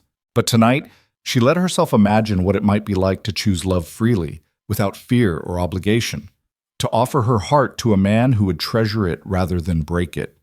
And in the morning, when pale light crept through the windows and Clara woke hungry and vocal, Lena rose to face a new day with something that felt almost like hope stirring in her chest. Outside, the Montana sky was clear and cold and full of promise. Inside, the fire had burned down to embers, and somewhere in the distance, two men with old grudges and empty consciences were planning their next move. But for now, in this moment, Lena and her daughter were safe and warm and surrounded by people who'd made it clear they would fight to keep them that way. It wasn't everything, but it was enough. For now, it was enough. 3 days passed with no sign of Duke or Mitch, and the tension at the Double T stretched tighter with each quiet hour. The men worked in shifts, always armed, never alone. Lena found herself jumping at shadows, her hand constantly checking the rifle propped near the door, her ears straining for sounds that didn't belong to the ordinary rhythm of ranch life. Cole had become even more vigilant, sleeping only a few hours each night in the foreman's cabin before resuming his patrol. Dark circles had formed under his eyes, and his jaw was perpetually tight with the strain of waiting for an attack that might never come, or might come at any moment. On the fourth morning, Lena decided enough was enough. She found Cole in the barn, checking the horses and loading supplies onto a pack mule. He looked up when she entered, his hand automatically moving to his gun before he recognized her. "You shouldn't be out here alone," he said, his voice rough from exhaustion. "Jack's on the porch with his rifle, and I can see him from here," Lena replied, closing the distance between them. "Cole, you can't keep this up. You're running yourself into the ground." "I'm fine." "You're not fine. You're exhausted. When's the last time you slept more than 2 hours at a stretch?" He turned back to the mule, adjusting the pack straps with more force than necessary. I'll sleep when I know you're safe. I am safe. We have 5 armed men watching every approach to this ranch. Duke and Mitch are probably halfway to California by now, laughing about how they rattled the great coyote with nothing but words and a cut fence. You don't know Duke like I do. Cole's hand stilled on the leather. He's patient when it suits him. He'll wait until we relax, until we think the danger's past. Then he'll strike. Or he won't strike at all, and you'll have wasted weeks of your life waiting for ghosts. Lena touched his arm, feeling the rigid tension in his muscles. You can't protect me from every possible threat in this world. You can't stand guard every minute of every day. Sooner or later, you have to trust that we've done enough, that we're as prepared as we can be. Cole finally turned to face her, and she saw something raw and desperate in his eyes. If something happens to you because I wasn't vigilant enough, because I let my guard down, then it won't be your fault, Lena interrupted firmly. It'll be the fault of the men who chose to do harm. You are not responsible for every bad thing that might happen in this world, Cole Thatcher. You are not your father's sins or Duke's choices or even your own past mistakes. You're a man trying to do right by people who depend on you, and that's enough. It's not enough if you get hurt. The words hung between them, heavy with meaning that went beyond simple protectiveness. Lena's breath caught as she saw in Cole's face what he hadn't yet said aloud, that she'd become more to him than a woman he'd saved, more than a housekeeper or a responsibility. She'd become someone he couldn't bear to lose. Cole, she said softly, stepping closer. I'm not going anywhere. Not because of Duke, not because of fear, not because this is hard. I'm staying right here, and so is Clara. This is our home now, our choice. You can't protect us from everything, but you don't have to. We're stronger together than we are with you running yourself ragged trying to be a one-man army. He stared at her for a long moment, and she watched the internal struggle play out across his face. The need to control versus the exhaustion of trying, the fear versus the slowly dawning trust. I don't know how to do this, he admitted finally. How to care about someone without feeling like I have to single-handedly keep them safe from the whole damn world. You learn, Lena replied. Lena sighed. Same way you learned everything else worthwhile. One day at a time, making mistakes and trying again. She took his hand, lacing her fingers through his calloused ones. Let me help you, Cole. Let Tom and the others help you. You don't have to carry this alone. For a moment she thought he might pull away, might retreat into the stoic self-reliance that had kept him alive all these years. But then his shoulders sagged slightly, and he squeezed her hand with a gentleness that made her heart ache. All right, he said quietly. I'll try, but you have to promise me you'll be careful, that you won't take unnecessary risks. I promise. And you have to promise to sleep more than 2 hours tonight. A ghost of a smile touched his mouth. You drive a hard bargain, Mrs. Markham. I learned from the best, Mr. Thatcher. They stood there in the dusty barn, with sunlight streaming through the cracks in the walls, and the horses stamping softly in their stalls, and Lena felt the space between them charged with possibility. It would be so easy to lean forward, to rise up on her toes and press her lips to his, to turn this moment of connection into something more. But before she could decide whether to be brave, the barn door banged open and Billy came running in, his young face flushed with excitement. Boss, rider coming up the trail, fast. Tom says it looks like the deputy from town. The moment shattered. Cole's expression shifted from open to guarded in a heartbeat, and he released Lena's hand to check his gun. Stay close to the house, he told her. I'll see what Cobb's man wants. Lena followed him out into the yard where Tom and Jack had taken up defensive positions. The rider came into view, a lean man in his 30s wearing a deputy's badge and pushing his horse harder than was wise on the rough trail. He reined in near the porch, his mount blowing hard. Mr. Thatcher, Deputy Harrison, Sheriff Cobb sent me out with news. What kind of news? Cole's voice was flat, already bracing for bad tidings. Duke Clancy and Mitch Rowan hit the bank in Silver Creek yesterday afternoon. Killed one teller, wounded another, made off with nearly $3,000. Harrison wiped sweat from his forehead despite the cool morning air. Sheriff's forming a posse, but he wanted you to know in case they head this direction. Silver Creek's only about 20 miles southeast of here. Lena felt her stomach drop. So much for Duke being halfway to California. Anyone see which way they rode after the robbery? Tom asked. North, into the high country. Could be headed for the Canadian border, or could be circling back to settle whatever business they think they have here. Harrison's eyes moved to Lena, then back to Cole. Sheriff says to keep your people close and your guns loaded. These boys are wanted men now, federal charges for bank robbery and murder. That means marshals will be involved, bounty hunters too. Whole territory is going to be looking for them. Which makes them desperate, Cole said grimly. Desperate men do stupid things. Or smart things, depending on how you look at it. Harrison gathered his reins. Point is, they're armed, they're dangerous, and they've got nothing left to lose. Sheriff wanted me to check on all the isolated ranches, make sure folks know what they're dealing with. You got enough men to defend this place if they come calling? We'll manage, Tom said before Cole could answer. We've dealt with worse than a couple of bank robbers. Harrison nodded, clearly not interested in the details. I'll be at the Morrison place if you need backup. Sheriff's coordinating from town. Good luck, Mr. Thatcher. He wheeled his horse and was gone, leaving behind only dust and the weight of his news. Cole stood motionless for a moment, his jaw working. Then he turned to his men. All right, listen up. This changes things. Before we were dealing with threats and posturing. Now we're dealing with men who've committed murder and have everything to lose if they're caught. Sam, Billy, I want you to move the remuda closer to the barn, somewhere we can see them from the house. Jack, check all the ammunition stores and make sure the rifles are clean and loaded. Tom, I'll ride the property line. Look for any signs they've been scouting us, Tom finished. And I'll swing by the Morrison place. Let Harrison know we're coordinating with neighbors. Good. Cole's eyes moved to Lena. You and Clara are not leaving the house under any circumstances. I don't care if the hen house is on fire. You stay inside where we can protect you. Lena wanted to argue, to insist she could help, but the set of Cole's jaw told her this wasn't the time. Understood. The men scattered to their tasks, moving with the practiced efficiency of people who'd faced danger before. Lena went back inside with Clara, locked the door, and checked the rifle for the third time that morning. Then she sat at the kitchen table and tried to steady her shaking hands. She'd told Cole she wasn't afraid, that she wasn't going anywhere. But sitting alone in the quiet house with her infant daughter while men with guns prepared for possible violence, Lena had to admit the truth to herself. She was terrified. Not for herself, she'd faced worse than Duke Clancy and survived.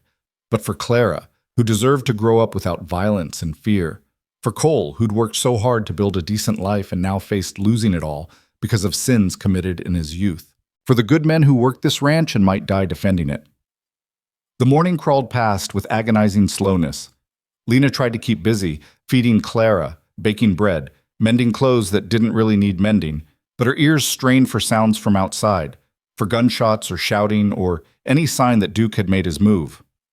Around noon, Tom returned from his circuit of the property. He came to the kitchen door and Lena let him in after he called out his name. Nothing, he reported, accepting the coffee she poured for him. No tracks, no signs, anyone's been watching the place. Either they're damn good at covering their trail, or they haven't been here at all. Which do you think it is? Tom took a long drink, considering. I think they're planning something. Duke's not the type to rob a bank and then run away with his tail between his legs. He'll want to finish whatever business he started here, especially now that he's got federal charges hanging over his head. A man with nothing to lose is the most dangerous kind. So we wait. Tom set down his cup and looked at her seriously. Mrs. Markham, Lena, I want you to know something. Whatever happens, we're not letting those men get anywhere near you or that baby. Cole would die first, and so would the rest of us. You're part of this ranch now, part of this family. We protect our own. Lena's eyes stung with sudden tears. Thank you, Tom. That means more than you know. Just stating facts, ma'am. He stood, settling his hat back on his head. Now I'd best get back out there. Cole's probably wearing a trench in the yard from pacing. After he left, Lena stood at the window watching the men work. Cole was indeed pacing, his hand never straying far from his gun, his eyes constantly scanning the ridgeline. Even from this distance, she could see the tension in every line of his body. The afternoon wore on. Sam and Billy brought the horses in closer as ordered. Jack cleaned weapons with methodical precision. Tom rode out again to check the eastern approach. And Cole? Cole stood his vigil, waiting for an enemy who might not come. Dinner was a quiet affair. The men ate quickly, barely tasting the beef stew and biscuits Lena had prepared. Clara fussed, picking up on the tension in the air, and nothing Lena did seemed to settle her. "Let me try," Cole said suddenly, setting down his fork. Before Lena could protest, he'd crossed the room and gently lifted Clara from her arms. "Hey there, little one. What's all this noise about?" Clara's crying hitched, then stopped altogether as she stared up at Cole with wide, curious eyes. He began to walk slowly around the room, bouncing her gently, humming something that might have been a lullaby or might have been completely made up. Lena watched, her heart in her throat, as this hard man with scarred hands and a violent past transformed into someone tender and careful with her daughter. Clara reached up and grabbed a handful of his shirt, and Cole smiled, a real smile, warm and unguarded, and continued his circuit of the room. Within 5 minutes, Clara was drowsing peacefully. Within 10, she was fast asleep. Cole carefully transferred her to the basket by the fire, tucking the blanket around her with a gentleness that made Lena's chest ache. "You're good with her," she said softly. "Had some practice. Back when I worked for Tom's boss in Wyoming, the ranch owner's daughter had a baby. I used to help out when she was overwhelmed." He straightened, his expression turning wistful. "Always thought I'd have children someday. Wife, family, the whole picture. But that was before I understood what my past might cost the people around me." "Your past doesn't define your future, Cole. Not unless you let it." Pretty words, but Duke Clancy showing up with murder charges and old grudges suggests otherwise. Before Lena could respond, a sound split the evening air. A gunshot, close enough to make everyone in the room freeze, then another, and another. Cole had his gun out before the third shot faded, already moving toward the door. "Tom, report!" "North Ridge," Tom's voice shouted back. "2 riders coming in fast. Looks like they're being chased." Cole threw open the door and Lena saw what Tom had seen. 2 horses galloping down from the high country, their riders hunched low over the saddles. Behind them, muzzle flashes lit the gathering dusk as someone fired at them from the ridgeline. "Hold your fire," Cole commanded. "Let them get closer. I need to see who we're dealing with." The riders thundered into the yard, and in the last light of day, Lena could see they were young, barely older than Billy. Their horses were lathered and blowing, clearly run hard for miles. "Please," one of them gasped, nearly falling from the saddle. "They're right behind us. Said they'd kill us if we didn't lead them here." "Who said?" Cole demanded, but he already knew the answer. "Duke Clancy. He caught us camping up in the breaks. Said if we didn't help him, we'd end up like the bank teller." The second rider was crying openly now, terror and exhaustion stripping away any pretense of courage. "We didn't want to. I swear we didn't want to." "How many?" Tom cut in sharply. 4. Duke and Mitch and 2 others they picked up in Silver Creek. They're all armed, and they said they were coming for what's theirs, and anybody who got in the way would die. Cole's expression had gone cold as winter ice. "Sam, Billy, get these boys inside and away from the windows. Jack, take the east side, Tom west. I've got the north approach." "And south?" Lena asked, trying to keep her voice steady. "South's a cliff face. No way up unless you're a mountain goat. Just watch it anyway." He turned to her, and his eyes were fierce. "Whatever happens, you stay down. You keep Clara quiet. And if anyone gets through us and tries to come through that door, I know." Lena's hand was already on the rifle. "I know what to do." For a heartbeat, Cole looked like he wanted to say something more, something important. But there was no time. The sound of approaching hoofbeats was growing louder, punctuated by wild laughter and the occasional gunshot. "Go," Cole commanded, and Lena obeyed, pulling the terrified young riders inside and barring the door behind them. Through the window, she watched Cole and his men take up positions behind the water trough, the barn wall, the corner of the porch. 4 against 4, even odds on paper, but Duke's men had the advantage of ruthlessness and nothing to lose. The riders crested the ridge and paused there, silhouetted against the darkening sky. Duke's voice carried across the yard, amplified by the mountain air and his own arrogance. "Evening, Coyote. Hope you don't mind. We brought some friends to the party. Figured we'd make this a proper reunion." Cole didn't answer. He simply stood there, rock steady, his gun held loosely at his side. Duke laughed, the sound edged with madness. "Not talking? That's all right. We'll do the talking. See, me and the boys here, we've been discussing our situation. Federal marshals on our trail, bounty hunters sniffing around, nowhere safe to run. Got us thinking, Maybe it's time to settle down somewhere quiet. Somewhere with good grazing land and a nice house. Somewhere like, oh, I don't know, the Double T? This ranch isn't for sale, Cole called back, his voice carrying clearly. And even if it was, I wouldn't sell it to you. Who said anything about buying? Duke's grin was visible even from a distance. We were thinking more along the lines of taking. See, you owe us, Coyote. You rode with us, took your cut, then abandoned us when things got hot. That's betrayal. And betrayal requires payment. I don't owe you anything but a bullet if you come one step closer to my land. Your land? Duke's voice turned mocking. That's rich. Man who made his stake robbing stages and banks acting all high and mighty. You're no better than us, Coyote. You're just pretending to be. Maybe, Cole agreed, but I'm trying to be better. That's more than you can say. Trying's not good enough. Duke's horse danced sideways, sensing its rider's agitation. You want redemption? Fine. Give us the ranch. Give us the woman. Give us whatever money you've got stashed away. And maybe, we'll let you and your boys ride out of here alive. Lena's blood ran cold. Duke knew she was here. Of course he did. The whole territory probably knew by now that Cole Thatcher had bought a woman at auction and brought her home. Cole's response was immediate and absolute. No. No? Duke sounded almost amused. Just like that? No negotiation? No consideration for the lives of your men? My men know what they signed on for. They're free to leave if they want. I won't hold it against them. But me? I'm staying. This is my land, my home, and these are my people. You want to take it, you'll have to go through me. There was a moment of silence. Then Mitch spoke up, his voice wheedling. Be reasonable, Thatcher. 4 against 4 ain't good odds. Someone's going to die tonight. Probably several someones. Why not avoid all that unpleasantness? Because some things are worth dying for, Cole said simply. And I'm done running from my past. You want to fight, Duke? Then fight. But know this. You're not walking away from here.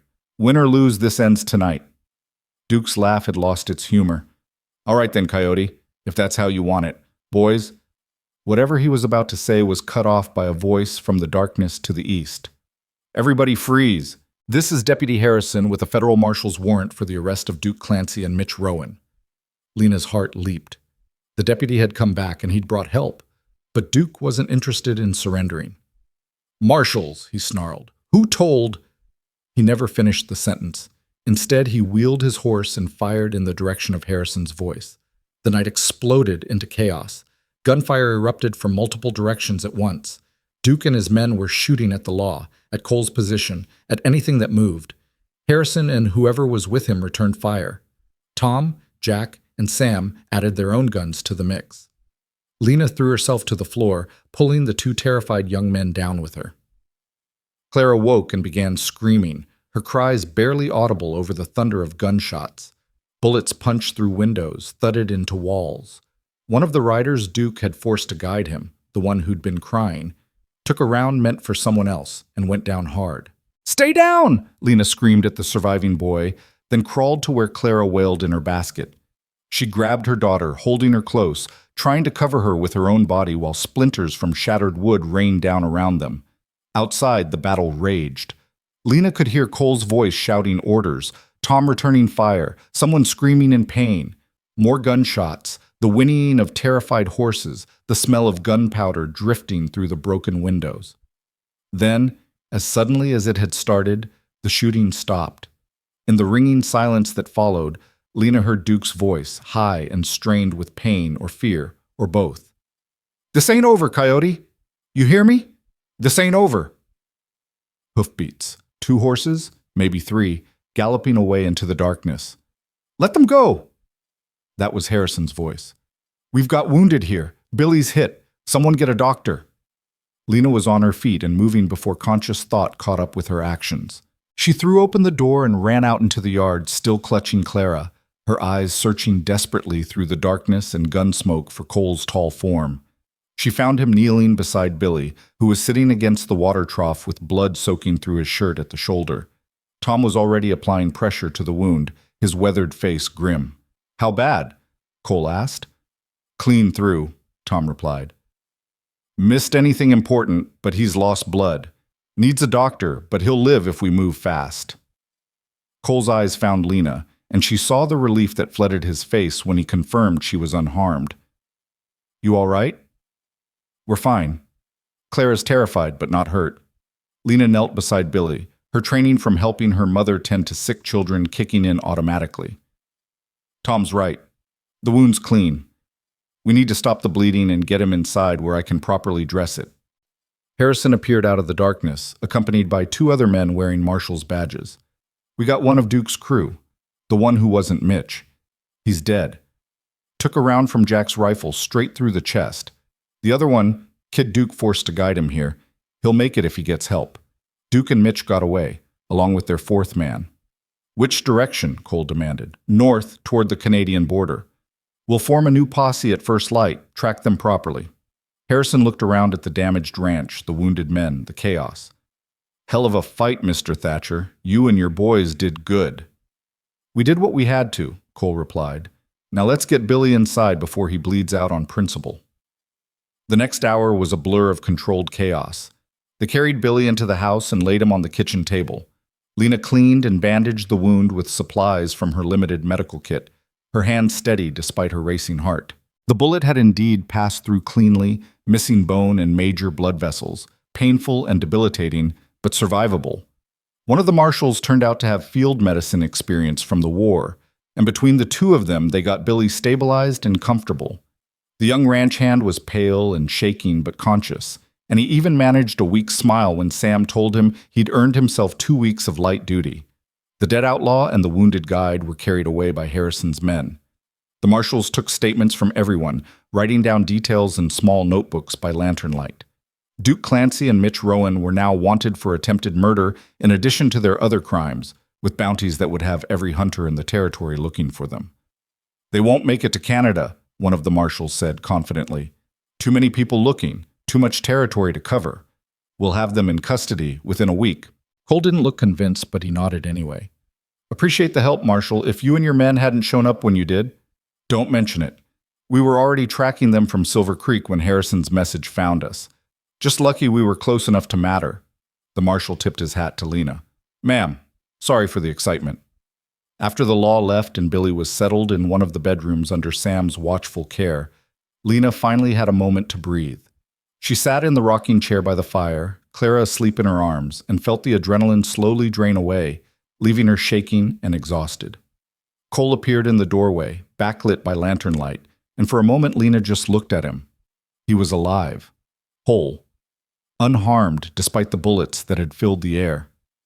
You should sleep, he said quietly. It's been a hell of a night. So should you. Lena didn't move from the chair, but I don't think either of us will manage it.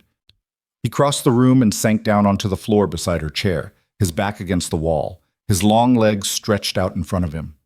They sat like that for a long while, listening to the fire crackle and Clara's soft breathing and the sounds of Tom making his rounds outside. I was so afraid, Lena said finally. When the shooting started and I couldn't see you, I was terrified you'd be killed and Clara and I would be alone again. I'm not that easy to kill, Cole replied, but his voice was gentle.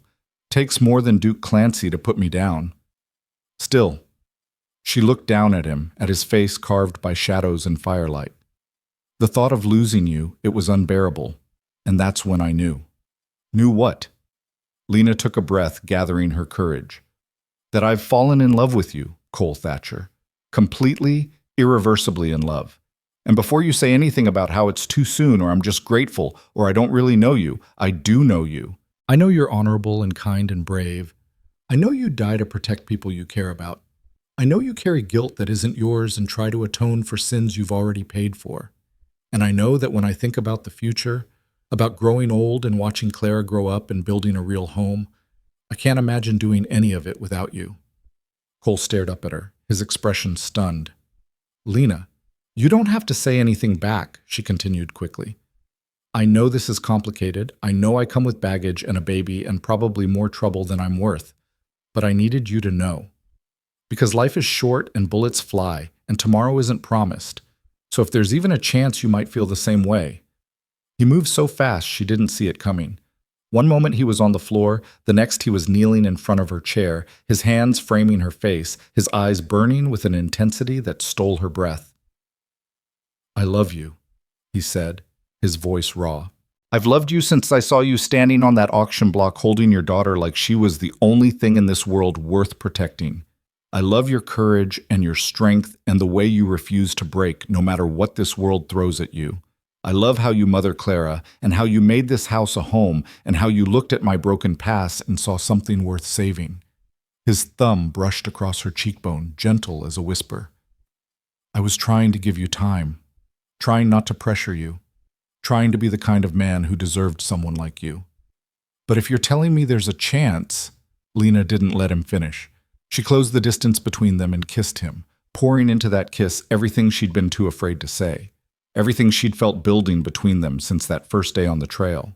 Cole kissed her back with a tenderness that made her want to weep, his hands cradling her face like she was something precious and fragile and infinitely valuable. It wasn't a kiss born of desperation or relief or the heat of the moment. It was a promise, a commitment, a declaration of intent that transcended words. When they finally broke apart, both breathing hard, Lena found herself smiling through tears she hadn't realized she was crying. "So," she said shakily, "about that offer to be father and husband both." "Yes," Cole interrupted, his own eyes suspiciously bright. "Yes to all of it. Yes to being Clara's father. Yes to being your husband. Yes to building a life together right here on this ranch. Yes to whatever comes next, as long as we face it together." That's a lot of yeses. I've got a lot of loving to make up for. He kissed her again, softer this time, reverent. "Marry me, Lena. Properly, legally, in front of God and everybody. Not because I bought you or because you owe me, but because we choose each other freely." "Yes," Lena whispered against his lips. "Yes, Cole. I'll marry you." And there in the firelight, with her sleeping daughter in her arms and the man she loved kneeling at her feet, Lena Markham finally understood what home felt like. It felt like this. The dawn came pale and cold, washing the double T in shades of silver and gray. Lena woke in the rocking chair with Clara still cradled in her arms, and a blanket that hadn't been there when she'd fallen asleep draped over both of them. Cole was gone. Probably back to his patrol, but the warmth of his kiss still lingered on her lips, and the promise of his words still echoed in her heart. She rose carefully, laid Clara in her basket, and moved to the window. Outside, the yard showed evidence of last night's violence. Bullet holes in the barn wall, broken glass glittering in the early light, dark stains on the ground that might have been blood or might have been shadows. Tom was already up and working, repairing the damaged fence while Jack stood watch with his Winchester cradled in his arms. The kitchen door opened and Cole entered, carrying fresh water from the well. He stopped when he saw her, and something in his expression softened. The hard edges of Coyote, the outlaw, giving way to something gentler, more vulnerable. "Morning," he said quietly, setting down the bucket. "You should have stayed in bed. Couldn't sleep anymore?" Lena crossed to him, and it felt natural now to step into his space, to let him pull her close with one arm while his other hand came up to cup her cheek. "How's Billy?" "Complaining about being stuck in bed, which Sam says is a good sign. Kid's tough. He'll be back on his feet in a week or so." Cole's thumb traced her jawline, his touch reverent. "We need to talk about what happens next." "I know." Lena had been thinking about little else during the sleepless hours before dawn. "Duke and Mitch are still out there. The marshals are tracking them, but yeah, they're out there, and Duke's not the type to let go of a grudge." And Cole's jaw tightened. "I won't lie to you, Lena. This might not be over for a while. Could be weeks before they're caught. Could be months. And even then, there's no guarantee Duke won't find a way to escape or send someone else after us. So what do we do? We live our lives anyway." Cole said it with quiet determination, the words carrying the weight of a man who'd spent too long letting his past dictate his future. "We stay vigilant, we stay armed, but we don't put everything on hold waiting for the other shoe to drop. I asked you to marry me last night, and I meant it. If you're willing, I'd like to make that happen sooner rather than later." Lena's heart stuttered. "How soon?" "Week, maybe 2. Long enough to get the word out to neighbors, to have the circuit preacher come through, to make it proper and legal." His eyes searched hers. Unless you need more time. I know this is fast. I know everything about us has been fast. I don't need more time, Lena interrupted. I've had a lifetime of waiting for things to get better, of hoping tomorrow would bring some kind of salvation. You're my salvation, Cole. You and this ranch and the life we could build together. I don't want to wait another day longer than we have to. He kissed her then, deep and thorough, and when they broke apart, they were both breathing hard and Clara was starting to fuss in her basket, demanding attention and breakfast with the imperious attitude of a 6-month-old who knew her needs would be met. "Let me get her," Cole said, and it still amazed Lena how comfortable he was with her daughter, how naturally he'd stepped into the role of father. He lifted Clara out of the basket, held her up until she squealed with delight, then settled her against his shoulder while Lena prepared breakfast for the household. Tom came in as she was frying bacon, bringing with him the smell of sawdust and fresh air. He took one look at Cole holding the baby and Lena moving around the kitchen like she belonged there, and a knowing smile creased his weathered face. "So I take it you two had a productive conversation last night?" he asked, pouring himself coffee. "We're getting married," Cole announced, and there was pride in his voice, wonder, like he still couldn't quite believe Lena had said yes. 2 weeks, if the preacher can make it out here in time." Tom's smile widened into a grin. "About damn time. Been watching you two dance around each other for weeks now, wondering when you'd both figure out what everybody else already knew." "And what was that?" Lena asked, sliding bacon onto a platter. "That you belong together, that you fit like two halves of the same coin." Tom accepted the plate she handed him with a nod of thanks. "Congratulations to you both. Cole's a good man, stubborn as hell and too serious by half, but good. And you're exactly what this ranch needed, Mrs. Markham. What Cole needed." "It's going to be Mrs. Thatcher soon," Lena said, and the words felt right in her mouth, like trying on a name that had been waiting for her all along. They ate breakfast together, Cole, Tom, Lena, and Clara, while outside Jack maintained his watch and Sam tended to Billy upstairs. It felt domestic and normal and almost perfect, marred only by the knowledge that somewhere in the wilderness, 2 desperate men were planning their next move. After breakfast, Cole rode into town with Tom to send word to the circuit preacher and to check in with Sheriff Cobb about the manhunt. That left Lena at the ranch with Jack standing guard, Billy healing upstairs, and Sam working on repairs to the bullet-damaged sections of the house. She used the time to take stock of what she'd need for a wedding. Her wardrobe consisted of the clothes Cole had bought her in Bitterroot Falls and nothing else. Certainly nothing suitable for a bride. The house would need to be cleaned properly, made ready for whatever neighbors might come to witness the ceremony. There would need to be food, lots of it, because Montana hospitality demanded feeding anyone who showed up. The task felt overwhelming until Sam knocked on the kitchen door and stuck his grizzled head inside. "Mrs. Markham, I was thinking, my late wife, Constance, she had a dress she wore to our daughter's wedding. Real pretty thing, cream-colored with lace at the collar. Been sitting in a trunk at my sister's place in town for 3 years now, and I reckon she'd have wanted someone to wear it rather than let it rot." His eyes were kind beneath bushy eyebrows. "You're about her size or near enough. If you'd like, I could have Tom fetch it when he comes back." Lena felt tears prick her eyes. "Sam, I couldn't possibly. That's your wife's dress. Your family's—" "My family would be honored," Sam interrupted gently. "Constance always said a wedding dress should be worn, not stored away. And seeing you marry Cole, seeing this ranch finally become a proper home with a family in it, that would have made her happy. Makes me happy, too." "Then yes," Lena managed through the thickness in her throat. "Thank you, Sam. That's incredibly generous." He waved off her gratitude with a rough gesture. "Just being practical. Now about food for the ceremony. You'll want to talk to Mrs. Henley at the general store. Woman can organize a barn raising or a wedding feast with equal skill. She'll know who can help and what you'll need." By the time Cole and Tom returned late that afternoon, Lena had a list 3 pages long and a plan that felt almost manageable. The circuit preacher could come through in 10 days, not 2 weeks, but close enough.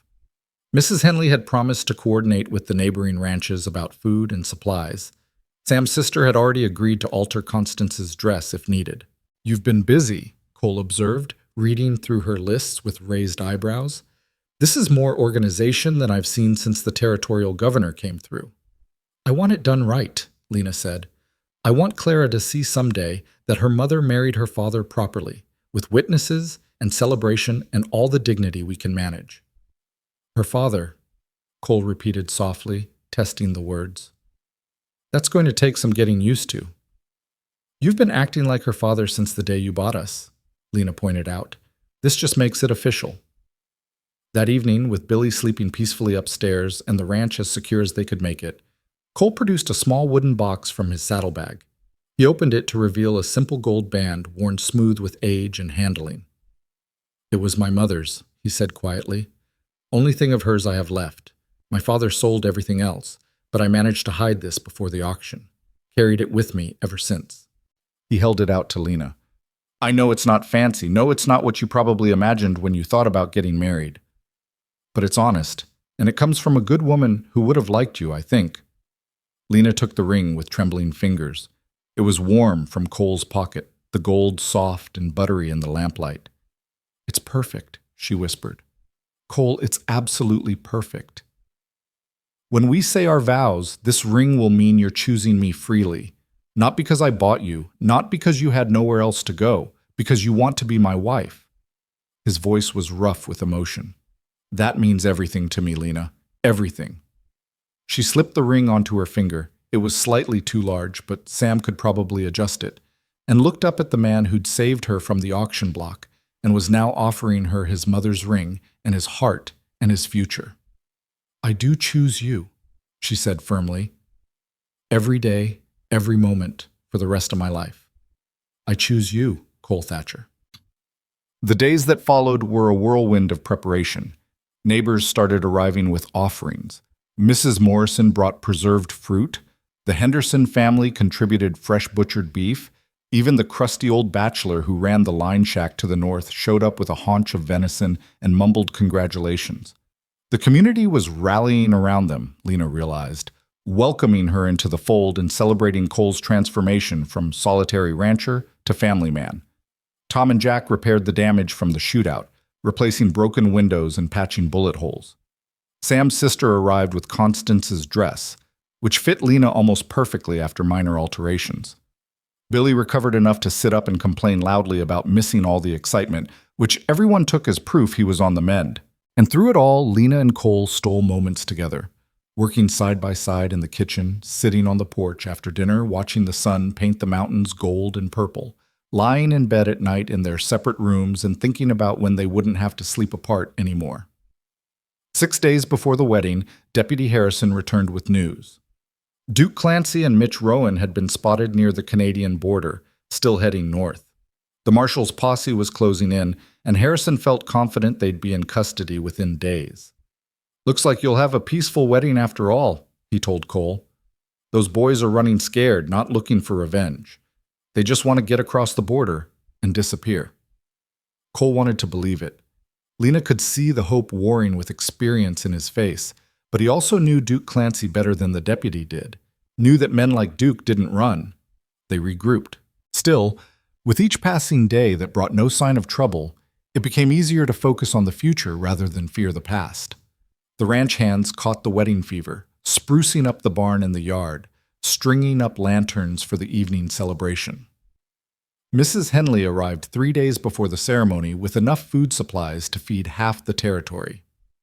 Can't have people saying Cole Thatcher threw a stingy wedding, she declared, bustling around the kitchen and reorganizing Lena's carefully planned preparations with the confidence of a general deploying troops. Man waits this long to find a bride, he'd better celebrate properly when he does. The night before the wedding, tradition dictated that Cole should sleep elsewhere, bad luck for the groom to see the bride before the ceremony. He rode out to stay at the Morrison place, taking Tom with him and leaving Jack and Sam to guard the ranch and Lena. It felt strange sleeping alone in the big house with Clara, knowing that tomorrow everything would change. Tomorrow she would stand before a preacher and community witnesses and promise herself to Cole Thatcher.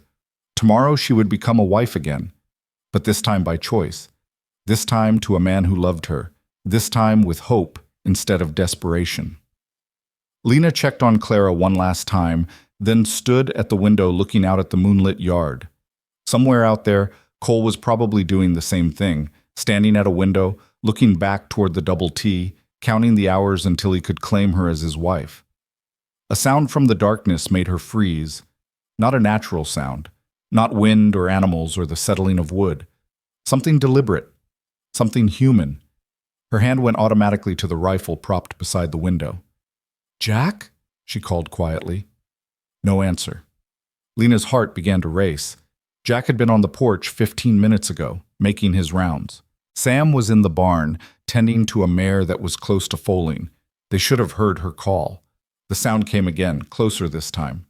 Footsteps on the porch, careful and soft. "Jack!" Lena called louder, backing away from the window and moving toward Clara's basket. "Sam!" Still no answer. The kitchen door rattled, someone testing the lock. Lena raised the rifle, her hands shaking but her aim steady. She'd promised Cole she could protect herself and Clara if necessary. Time to prove it. The rattling stopped. Silence stretched, broken only by Clara's soft breathing and Lena's hammering heart. Then Duke Clancy's voice drifted through the door, smooth as honey and twice as poisonous. "Mrs. Markham, or should I say, soon-to-be Mrs. Thatcher. Heard you were having a wedding tomorrow. Shame about the timing, really. See, me and Mitch, we decided we couldn't let that happen. Couldn't let Coyote ride off into the sunset with his happy ending while we're running for our lives." "Doesn't seem fair, does it?" Lena didn't answer. She edged toward the bedroom where Clara slept, keeping the rifle trained on the door. "I've got your men," Duke continued conversationally. "Don't worry, they're alive, mostly. Tied up nice and neat in the barn. Thought about killing them, but that seemed wasteful. Besides, I need them alive for leverage." "What do you want?" Lena forced the words out past the fear clogging her throat. "What I've always wanted. The ranch, the money, revenge for old times' sake." Duke's shadow moved across the window. "But mostly, I want Coyote to suffer. Want him to know what it feels like to have everything he cares about taken away. So here's what's going to happen. You're going to open this door. You're going to come outside with that baby. And you're going to help me send a message to your fiancé that'll bring him running back here like his tail's on fire. And if I don't, then Mitch starts breaking fingers on your ranch hands, one at a time, until you change your mind. Your choice, Mrs. Markham. Make it quick. We're on a schedule." Lena's mind raced. Cole was miles away. Tom was with him. She was alone with an infant in a locked door and two desperate outlaws who'd already killed once and wouldn't hesitate to kill again. She could barricade herself inside and hope Duke was bluffing. But what if he wasn't? What if Jack and Sam were really in the barn, helpless, waiting for her to save them the way Cole had saved her? Or she could do what Duke demanded. Walk out there and become a hostage, a piece of leverage to draw Cole into a trap. Neither option was good. Both could end with people dead. But Lena Markham had not survived an abusive marriage, widowhood, poverty, and an auction block by being passive. She'd survived by being smart, by adapting, by finding ways to fight even when the odds were stacked against her. So she made her choice. "All right," she called out, her voice steadier than she felt. "I'm coming out. Just don't hurt anyone else." "Smart girl," Duke approved. "Knew you had sense. Now, nice and slow, put down that rifle I'm sure you're holding, unlock the door, and step outside. Baby too. Can't have you trying any heroics while we wait for your man to show up." Lena set down the rifle, but not before checking that it was fully loaded and the safety was off. She moved to Clara's basket, wrapped her daughter in blankets against the cold night air, and whispered a prayer to any god that might be listening. Then she unbarred the door and stepped out into the moonlight, into Duke Clancy's trap, and hoped that the courage Cole saw in her wasn't about to get them all killed. Duke was leaner than she remembered, harder, with eyes that gleamed with something that might have been madness or might have been desperation, probably both. Mitch stood beside him, twitchy and nervous, his guns drawn and pointed at Lena with hands that shook slightly. "There we go," Duke said, his smile sharp as broken glass. "Not so hard, was it? Now, let's get you settled while we wait for Coyote to come running to your rescue." He gestured toward the barn with his gun, and Lena walked ahead of them with Clara clutched to her chest, her mind working furiously. She needed a plan, needed an advantage, needed something, anything, that would turn this situation from certain disaster into possible survival. As they approached the barn, she saw Jack and Sam bound and gagged in the corner, both conscious but bleeding from head wounds. Jack's eyes met hers, and she saw fury there, and frustration, and something that might have been an apology. "Your men put up a decent fight," Duke commented, following her gaze, "for all the good it did them. Took us 20 minutes to get the drop on them, but we managed. Now—" He pulled a chair into the center of the barn and pointed at it. "Sit. Make yourself comfortable. This might take a while." Lena sat, adjusting Clara in her arms. Her daughter was mercifully quiet, sensing perhaps that noise would be dangerous right now. "Mitch, write the note," Duke ordered. "Tell Coyote his bride-to-be is waiting for him at the Double T, and if he wants to see her and that baby alive, he'd better come alone. No law, no hired guns, just him and his guilty conscience." Mitch fumbled with paper and pencil, his handwriting shaky but legible. When he finished, Duke read it over and nodded with satisfaction. "Perfect. Now we just need someone to deliver it." His eyes landed on Sam. "How about you, old man? Think you can ride to the Morrison place without doing anything stupid?" Sam glared at him through the gag, defiance in every line of his body. Duke laughed and pulled the gag down. "I'll take that as a yes. Here's the deal. You ride out, you deliver this note to Thatcher, and you make sure he understands what's at stake. You try to warn him, you try to get clever, and Mrs. Markham here loses something important, maybe a finger, maybe an ear, maybe we start with the baby. Children are so fragile after all." The threat hung in the air like poison. Lena held Clara tighter, and Sam's face went white with rage. "You touch that child, and Cole will make your death last for days," Sam said, his voice shaking with barely controlled fury. "Probably," Duke agreed cheerfully, "which is why you're going to deliver that note exactly as written and keep your mouth shut about anything else. Understand?" Sam's jaw worked, but finally he nodded. Duke cut his bonds and shoved the note into his hands. "Good man. Now ride hard. I want Thatcher here by dawn. That gives him about 4 hours. Should be plenty of time for a man motivated by love and fear." Sam cast one last look at Lena, his eyes promising vengeance and protection in equal measure. Then he was gone, riding into the darkness, carrying a message that would bring Cole racing back into danger. Duke turned back to Lena, his smile widening. "Now we wait. And while we wait, maybe you can tell me what a nice girl like you sees in a killer like Coyote. Always wondered what makes a woman fall for a man with blood on his hands." Lena met his gaze steadily, channeling every ounce of her mother's dignity, her own hard-won strength. "I see a man who made mistakes and spent years trying to atone for them. I see someone who protects the people he loves and builds instead of destroys. I see the exact opposite of you, Mr. Clancy. That's what I see." Duke's smile faltered, replaced by something cold and ugly. "Careful, Mrs. Markham. You're only alive because you're useful. That can change real quick if you forget your place." "My place," Lena said quietly, "is standing beside the man I love, facing down threats like you. So do what you're going to do, Mr. Clancy. But know this, Cole Thatcher has already won. He's built a good life, earned the respect of good people, and found love despite everything he's been through. What have you built? What do you have besides old grudges and newer crimes?" For a moment she thought Duke might hit her. His hand twitched toward his gun, and Mitch took a nervous step forward. But then Duke laughed, though the sound held no humor. "You've got spirit. I'll give you that. Let's see if you still have it when the sun comes up and your man's bleeding out in this barn." He turned away, settling in to wait, and Lena held Clara close and prayed that Cole would see the trap for what it was. Prayed that he'd be smart instead of reckless, that he'd bring help instead of coming alone. But she knew him well enough by now to know what he would do. He would come alone.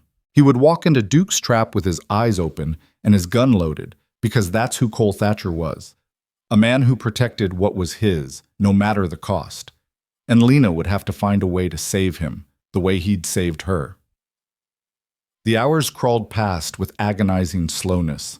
Clara dozed fitfully in Lena's arms, waking periodically to fuss before settling again.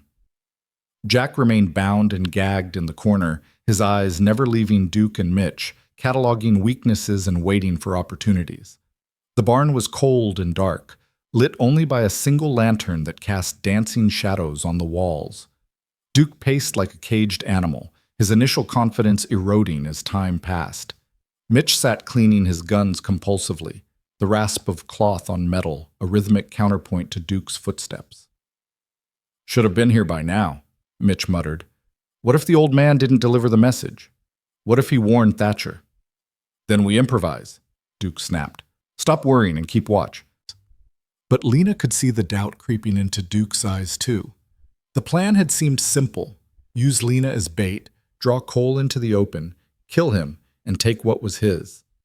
But plans made in anger and desperation rarely survived contact with reality. As the sky began to lighten toward dawn, the sound of hoofbeats finally echoed across the valley. One horse, coming fast. Duke's grin returned, sharp and predatory. "There's our boy, right on schedule. Mitch, get into position. Remember, we let him get close, let him see his woman's alive. Then we end him." Mitch scrambled up into the hayloft, his rifle pointed toward the barn door. Duke positioned himself behind Lena's chair, his gun pressed against her temple in a casual display of power. "Not a sound," he warned. "Not unless you want to watch him die knowing it was your fault." The hoofbeats stopped. Silence fell, broken only by Clara's soft breathing and Lena's racing heart. Then Cole's voice, strong and steady, carrying through the pre-dawn stillness. "Duke, I'm here like you asked. Alone, unarmed, just like your note said. Let's talk this through." Duke's grip on his gun tightened. "Come inside, Coyote. Slow and easy. Hands where I can see them." The barn door swung open, and Cole stepped through. He'd left his hat behind, left his coat behind. Stripped down to just his shirt and pants to prove he wasn't carrying hidden weapons. His hands were raised, his face calm, his storm cloud eyes sweeping the barn and taking in everything in a single glance. Lena saw him register her position, Clara in her arms, Duke's gun at her head. Saw him note Jack bound in the corner, Mitch in the hayloft, the tactical nightmare he'd walked into. And she saw him smile, a cold, dangerous smile that had nothing to do with humor and everything to do with the man called Coyote who'd survived 18 months riding with killers. "Well now," Cole said quietly. "This is quite the setup, Duke. You've thought of everything, haven't you?" "Everything that matters," Duke agreed. "Welcome home, Coyote. Sorry about the mess, but you understand, old debts have to be paid, and you, my friend, have owed me for 7 years." "Funny," Cole replied. "I don't recall owing you anything except maybe a bullet for leaving me to hang, but I'm willing to discuss terms. Let Lena and Clara go. Let Jack go. This is between you and me. No need to involve innocent people." "Everyone's involved when you betray your partners," Duke shot back. "That woman, that baby, this ranch, it's all part of what you built with stolen money. Money we helped you steal, so it's all forfeit. All mine now." Cole's eyes met Lena's across the barn, and in that brief connection she saw apology and love and grim determination. Then he looked back at Duke, and his expression hardened into something that made Lena's breath catch. "You've made a mistake, Duke," Cole said softly. "A big one. See, you assumed I came alone. You assumed I'd be stupid enough to walk into your trap without backup. But here's the thing about owing debts. Sometimes other people owe you too. And sometimes, when you need them most, they pay up." As if on cue, the barn exploded into motion. Tom dropped from the hayloft onto Mitch, his weathered hands moving with surprising speed to wrench the rifle away. Sheriff Cobb and Deputy Harrison burst through the back door, guns drawn and badges gleaming. 3 more men Lena didn't recognize came through the side entrance, spreading out to cover all angles. Duke spun toward the commotion, his gun swinging away from Lena's head for just a fraction of a second. It was all Cole needed. He moved like lightning, crossing the distance between them in 3 long strides. His hand clamped down on Duke's wrist, forcing the gun up and away. They went down in a tangle of limbs, rolling across the barn floor, and Lena scrambled out of the chair with Clara clutched tight, getting clear of the violence. Gunshots rang out, Mitch firing wildly from the hayloft before Tom slammed his head against a support beam and he went limp. Duke got a shot off that missed Cole by inches and punched through the barn wall. Then Cole's fist connected with Duke's jaw and the outlaw's head snapped back, his gun clattering away across the floor. "That's enough!" Sheriff Cobb roared. "Duke Clancy, you're under arrest for bank robbery, murder, kidnapping, and about 6 other charges I'll remember once we get you to town." Duke, dazed and bleeding, laughed through broken teeth. "You can't prove anything, Sheriff. My word against theirs." "Don't need to prove it," one of the men Lena didn't recognize said, stepping forward. His coat opened to reveal a federal marshal's badge. We've got 3 witnesses, physical evidence, and a confession you made to Mrs. Markham about killing that bank teller. That's more than enough to see you hang. The fight went out of Duke all at once. He slumped against the barn floor, his dreams of revenge and riches evaporating like morning mist. Cole stood, breathing hard, and immediately turned to Lena. Are you hurt? Did he touch you? We're fine, Lena assured him, and then she was in his arms, Clara squashed between them, all 3 of them shaking with relief and leftover fear. We're all fine, Cole. You came for us. Always, he whispered into her hair. I'll always come for you. Both of you. The marshals hauled Duke and Mitch to their feet, shackling them with efficient brutality. Jack was freed from his bonds, rubbing circulation back into his wrists and glaring at Duke with an expression that promised painful retribution if they ever crossed paths again. Sheriff Cobb approached Cole. His weathered face creased with something like respect. That was good thinking, Thatcher. When Sam showed up with that note, you could have charged in here alone like a damn fool. Instead, you gathered backup and planned it proper. Smart. I had motivation, Cole replied, his arm still around Lena. Couldn't risk being stupid when their lives were on the line. Well, it's over now. Duke and Mitch will hang for what they've done, and you can get on with your wedding without worrying about old ghosts coming back. Cobb tipped his hat to Lena.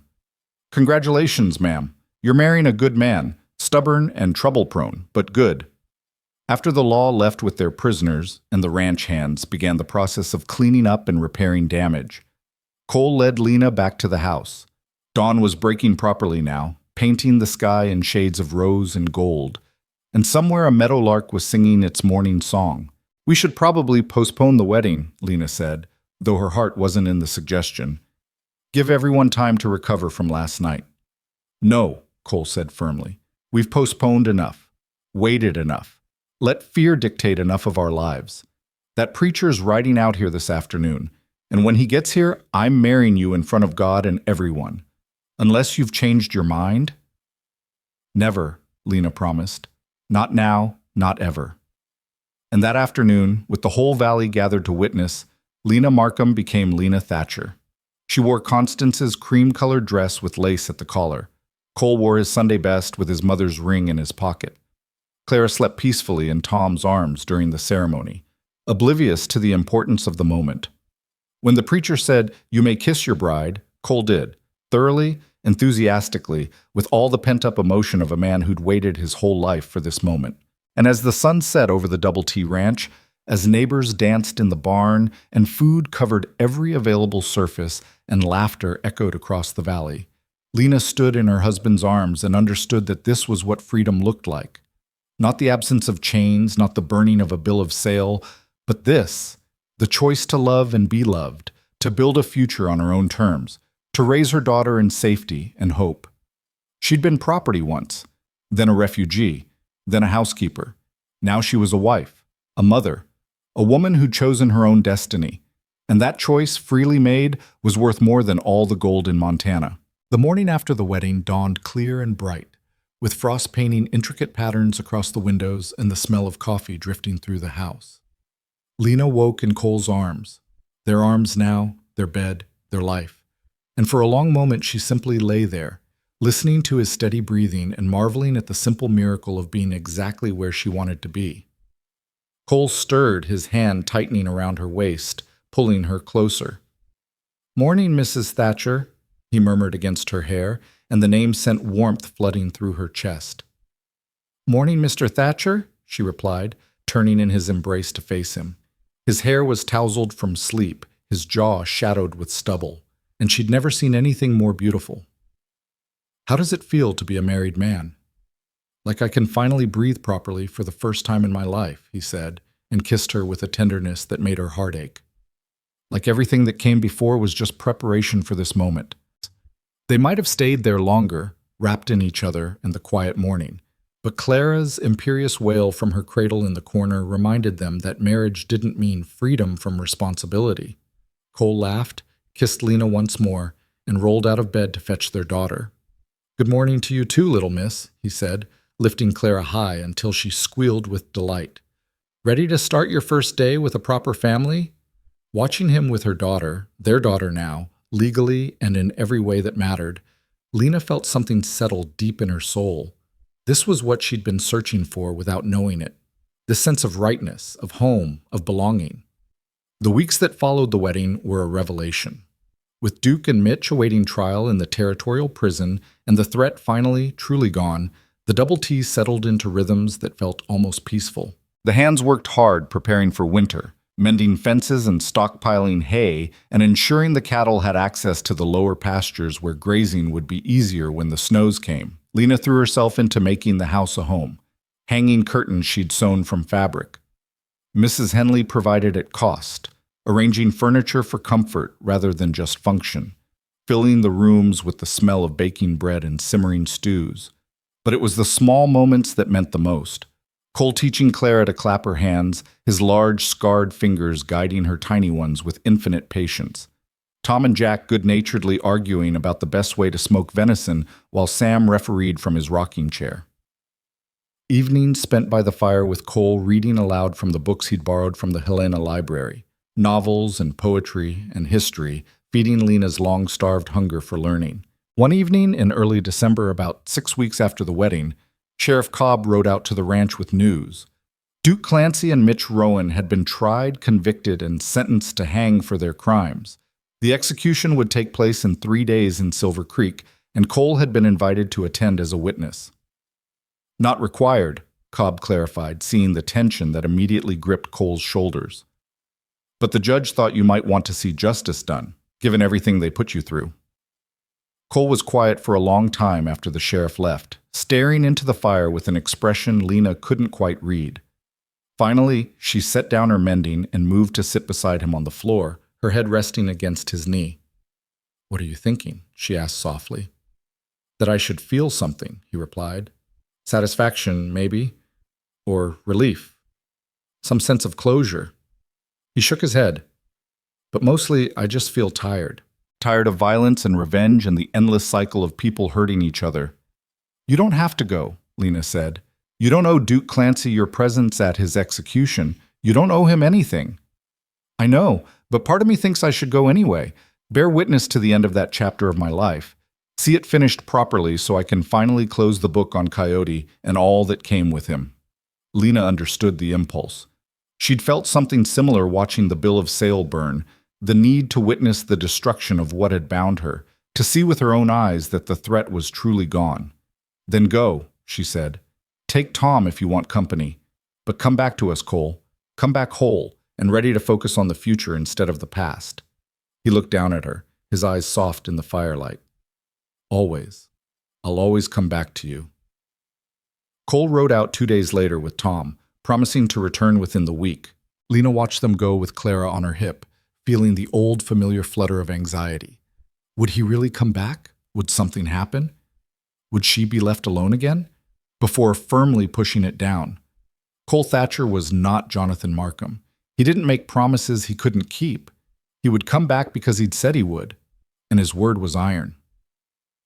While Cole was gone, Lena received an unexpected visitor. A woman in her mid-50s arrived in a small buggy, dressed in serviceable traveling clothes and carrying herself with the air of someone accustomed to being heard. She introduced herself as Margaret Sullivan, the Territorial Superintendent of Education, and asked if she might come inside to discuss a matter of some importance. Intrigued, Lena invited her in and served coffee while Clara played on a blanket by the fire. Margaret accepted the hospitality with a gracious nod and then got straight to business. "I've been hearing stories about you, Mrs. Thatcher, about your background as a teacher, about the library you're building here at the ranch, about the way you've been helping some of the neighboring children with their letters when their parents bring them by." Margaret's eyes were sharp and assessing. "The territory is in desperate need of qualified teachers, particularly in rural areas. I wondered if you might consider reopening that chapter of your life." Lena felt her heart leap. "I have an infant daughter," she said carefully, "and a ranch that needs managing. I'm not sure how I could—" "There's a schoolhouse about 5 miles from here," Margaret interrupted. "Sits empty because we can't find anyone willing to take the position. It's only 3 days a week during the school year, enough to give local children basic education without requiring a full-time commitment. You'd bring Clara with you, of course. Most frontier teachers do. And from what I understand, your husband is successful enough that the modest salary wouldn't be your primary motivation. It wasn't. The money would be nice, certainly, but what called to Lena was the thought of teaching again, of seeing children's faces light up with understanding, of passing on the love of learning her own mother had instilled in her, of being more than just a rancher's wife, being herself, fully and completely. I'd need to discuss it with my husband, Lena said slowly. This would affect our household, our routines. I won't make that decision without him. Margaret smiled approvingly. Spoken like a woman who understands partnership. Think it over. Discuss it with Mr. Thatcher when he returns. I'll be back through this area in 2 weeks to hear your answer. After she left, Lena sat by the fire with Clara and imagined it. A schoolhouse full of children, books and slates, and the smell of chalk dust. The satisfaction of watching young minds grow and expand. It felt like reclaiming a part of herself she'd thought lost forever, buried under the weight of survival and fear. But would Cole support it? Would he see it as abandoning her duties at the ranch? Would he expect her to be content with just being a wife and mother? The questions gnawed at her until Cole returned 4 days later, looking exhausted but somehow lighter, as if a weight he'd been carrying had finally been lifted. "It's done," he said simply, pulling her into his arms. "Duke and Mitch are gone. That part of my life is finished." "How do you feel?" Lena asked, searching his face. "Free," Cole replied. "For the first time since I was 12 years old, I feel free of the past. Free to be just Cole Thatcher, rancher and husband and father. Free to build something good without constantly looking over my shoulder." It seemed like the perfect opening. That evening, after dinner and after Clara was asleep, Lena told him about Margaret Sullivan's visit. She explained the opportunity, the logistics, the way her heart had yearned toward the idea of teaching again. Cole listened without interruption, his expression thoughtful. When she finished, he was quiet for a long moment, and Lena felt her anxiety rising. She'd prepared arguments, reasons why this could work, reassurances that she wouldn't neglect the ranch or their family. But all Cole said was, "Do you want to do it?" "Yes," Lena admitted. "But only if you're comfortable with it. Only if it won't cause problems for the ranch, or for us." "Lena," Cole took her hands, his grip warm and solid. "When I married you, I didn't marry a housekeeper or a ranch hand. I married a woman, a whole person with dreams and talents and things she wants to do with her life. If teaching makes you happy, if it fulfills something in you, then I want you to do it. We'll figure out the logistics. We'll adjust the routines. Because your happiness matters as much as mine, and I never want you to feel like you have to shrink yourself to fit into my life." Lena felt tears spring to her eyes. "You mean that?" Every word. He pulled her close, kissed her forehead. "Besides, having the smartest woman in the territory as my wife and the local teacher, that's just going to make me look good." She laughed through her tears and kissed him properly, pouring into it all the love and gratitude and joy that threatened to overflow from her heart. When Margaret Sullivan returned 2 weeks later, Lena accepted the position. She would start after the new year, teaching 3 days a week at the schoolhouse 5 miles from the Double T. The community would help with supplies, and she could bring Clara with her until the baby was old enough to be left with a trusted neighbor. The news spread quickly through the valley, and within days, Lena had parents stopping by to introduce their children, to express gratitude that their sons and daughters would finally have access to proper education. She met families who'd been homesteading for years without seeing a school, children who were bright and eager but had never been taught to read. Christmas came, and with it the first major storm of the season. Snow piled 3 feet deep in the yard, and the temperature dropped so low that water froze in the buckets overnight. But inside the Double T, the house was warm and bright. Cole had cut a pine tree and brought it inside, and Lana decorated it with strings of popcorn and ribbon bows while Clara watched with wide, fascinated eyes. On Christmas morning, Cole presented Lena with a gift wrapped in brown paper and tied with string. Inside was a complete set of McGuffey readers, the standard text for frontier schools, along with slates and chalk and a leather-bound record book for tracking student progress. "For your classroom," he said. "Figured you'd need supplies." Lena's gift to him was simpler but no less meaningful. A photograph of herself and Clara that she'd had taken on a rare trip to town, set in a small frame she'd carved from wood salvaged from the barn repairs. On the back, she'd written in her careful teacher's script, "Your family, your home, your future, with all our love." Cole stared at it for a long moment, his throat working. Then he pulled both Lena and Clara into his arms and held them like they were the most precious things in the world. "Best Christmas I've ever had," he said roughly. "Best life I've ever had. Thank you for choosing me, Lena. Thank you for making this ranch a home." "Thank you for saving me," she replied, "and for giving me the freedom to save myself." The new year brought changes. Lena started teaching in January, bundling Clara against the cold and making the journey to the schoolhouse 3 times a week. She had 14 students that first term, ranging from 5-year-old twins who could barely hold a pencil to a lanky 15-year-old boy who'd never learned to read but was desperate to change that. It was hard work, harder than managing the ranch in some ways, requiring different skills and different kinds of patience, but it was also profoundly satisfying. Watching a child sound out their first word, seeing comprehension dawn in young eyes, hearing parents report that their sons and daughters were reading to them at night, it filled a need in Lena she hadn't fully understood was there. Cole supported her completely, adjusting his own schedule to help with Clara when needed, never complaining about the disruption to their routines. The ranch hands pitched in too, with Tom declaring himself Clara's honorary grandfather and spending his evenings carving toys for her while Lena graded assignments. Spring came, bringing with it the annual cattle drive and the backbreaking work of branding and counting stock. Lena's school term ended, giving her time to help with the increased workload. They hired 2 additional hands for the season, young men eager to learn the ranching trade, and the double T rang with activity from dawn to dusk. In May, Lena discovered she was pregnant again.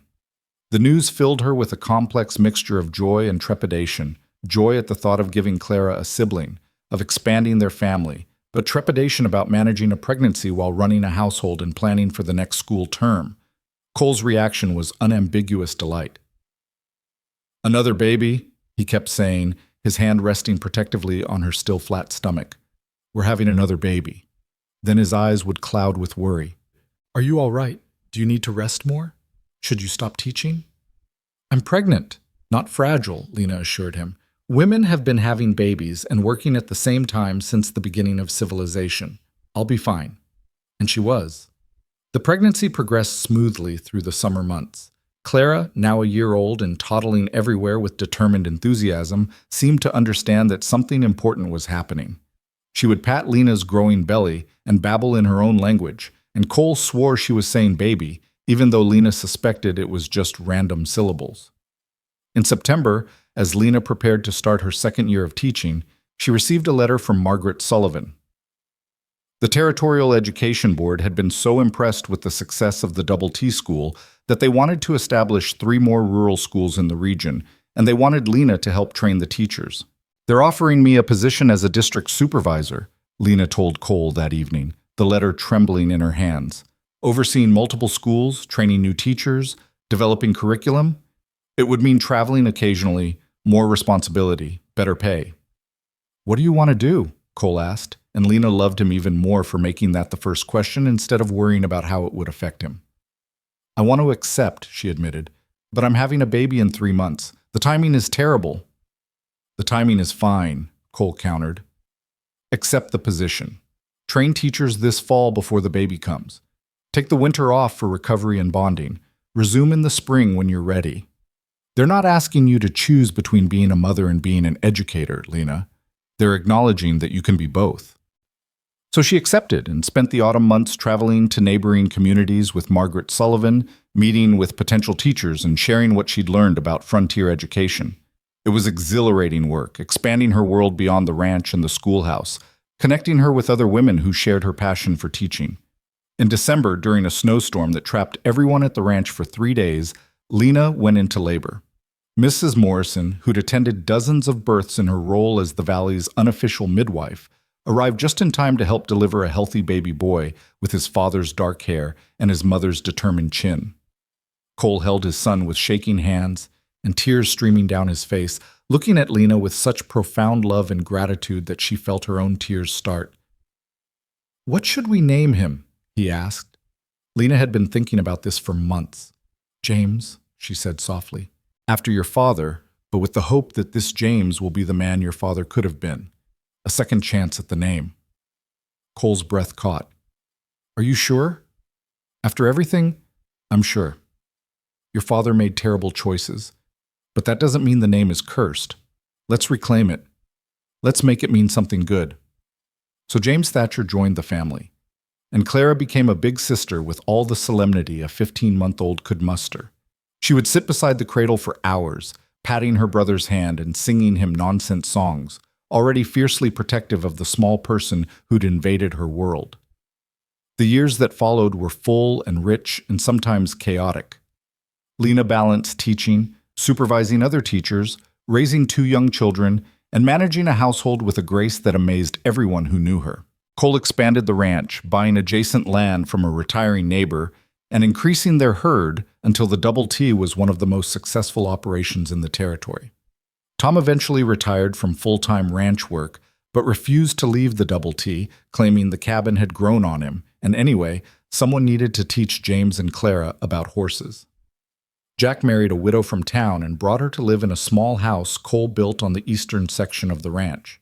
Sam trained Billy to take over as foreman when his own age made the long days too difficult, and Billy rose to the challenge with a competence that made everyone proud.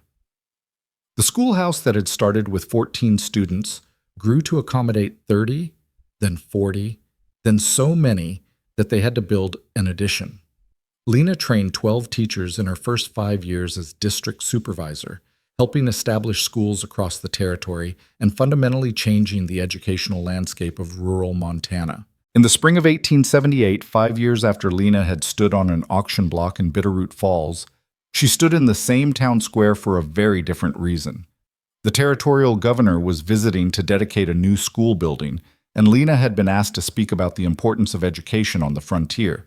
She stood at the podium with Cole beside her, James asleep in his father's arms, and Clara holding tight to her mother's hand, and looked out at the assembled crowd.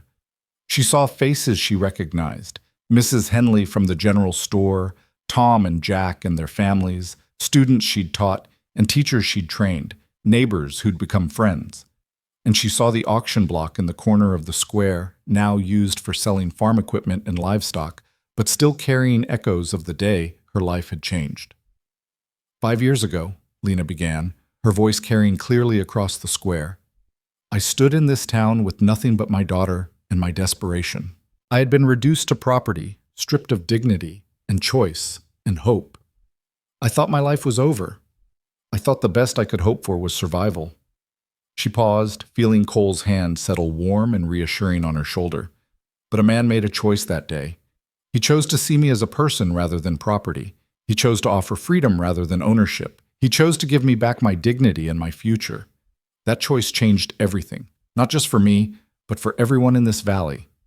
Lena gestured to the new school building, impressive with its glass windows and proper desks and shelves, already filling with books. Because of one man's choice to do right by a stranger, I was able to rediscover my calling as a teacher. Because I could teach, dozens of children in this valley learned to read and write and dream bigger than their circumstances. Because those children learned, they've gone on to build better lives, to raise their own children with education and opportunity to transform this territory one lesson at a time. She looked at Cole, at their children, at the life they'd built together. One choice, one moment of courage and compassion.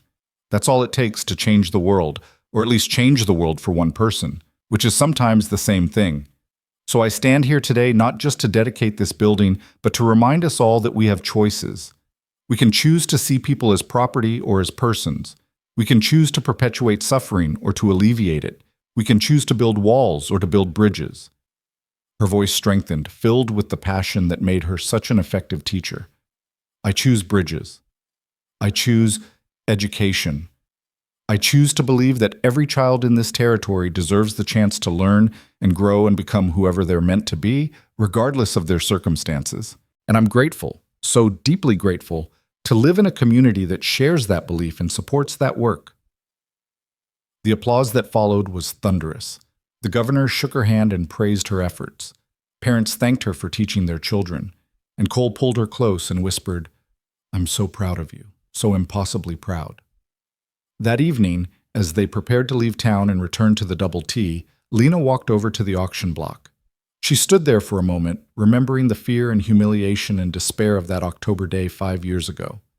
Then she turned her back on it and walked away, toward the wagon where her husband and children waited, toward the home she'd made through choice and courage and love.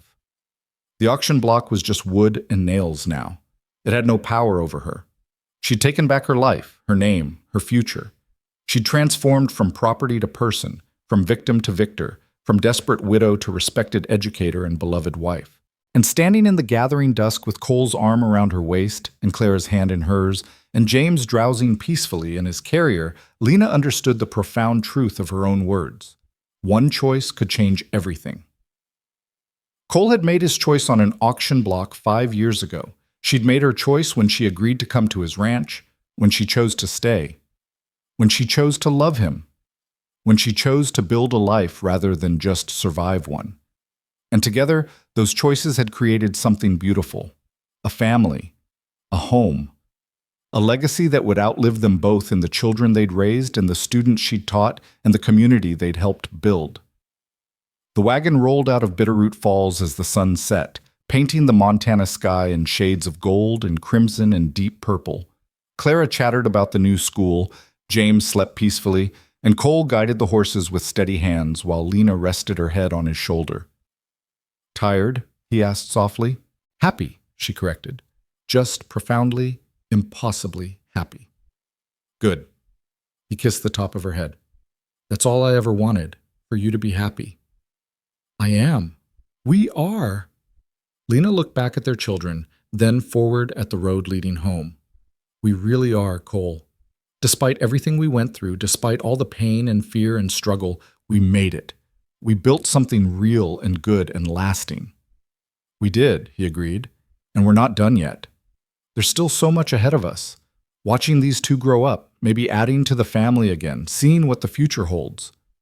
Lena smiled, thinking about possibilities, about the school district that wanted to expand her supervisory role, about the ranch that continued to thrive, about the children who would grow up strong and educated and free, about growing old with this man who'd saved her and let her save herself. "Whatever the future holds," she said, "we'll face it together." "Always together," Cole promised. "From that auction block to forever, always together." The Double T came into view as full darkness fell, lights glowing warm and welcoming in the windows. Tom had kept the fires burning and supper warm, and he greeted them at the door with his weathered face creased in a smile. "Welcome home," he said, and the words carried the weight of truth. This was home. Not because of the land or the buildings or the success they'd achieved, but because of the love that filled every corner, the laughter that echoed through the halls, the sense of belonging that wrapped around them like a warm blanket. Lena carried James inside while Cole lifted a sleepy Clara into his arms. They tucked both children into bed, kissed their foreheads, and whispered promises of tomorrow's adventures. Then they stood together in the quiet house, hand in hand, and looked around at the life they'd built. "No regrets?" Cole asked softly. "Not a single one," Lena replied. "You? Just that I didn't find you sooner." He pulled her close, rested his forehead against hers. "But we have now. We have the future. We have everything that matters." And as they moved through the house together, banking fires and closing shutters and preparing for another day of the beautiful, ordinary life they'd created, Lena sent up a silent prayer of gratitude. For the man who'd seen her worth when the world saw property, for the courage to choose love over fear, for the children sleeping peacefully upstairs, for the community that had embraced her, for the work that fulfilled her, for the home that sheltered them all. 5 years ago, she'd stood on an auction block with nothing but her daughter and her desperation, waiting to be sold like livestock. Tonight, she stood in her own home as a cherished wife, a devoted mother, a respected educator, and a woman who'd reclaimed every piece of herself that the world had tried to take away. She had been bought for $750, but she had become priceless. And that, Lena thought as she climbed into bed beside her husband and felt his arms come around her, was the greatest triumph of all. Not just survival, but flourishing. Not just endurance, but joy. Not just existing, but truly, fully, magnificently living. The woman who'd stood on the auction block was gone, transformed by love and choice, and the unshakable belief that every person deserved dignity and freedom and the chance to write their own story. Lena had written hers, was still writing it, one day at a time, one choice at a time, one moment of courage at a time. And it was a story worth telling, a story of redemption and transformation, of love that healed and choices that mattered, of a man called Coyote who became Cole Thatcher, and a desperate widow who became Lena Thatcher, and together created something neither could have built alone. Their story, their home, their family, their future, complete and whole, and exactly as it was meant to be.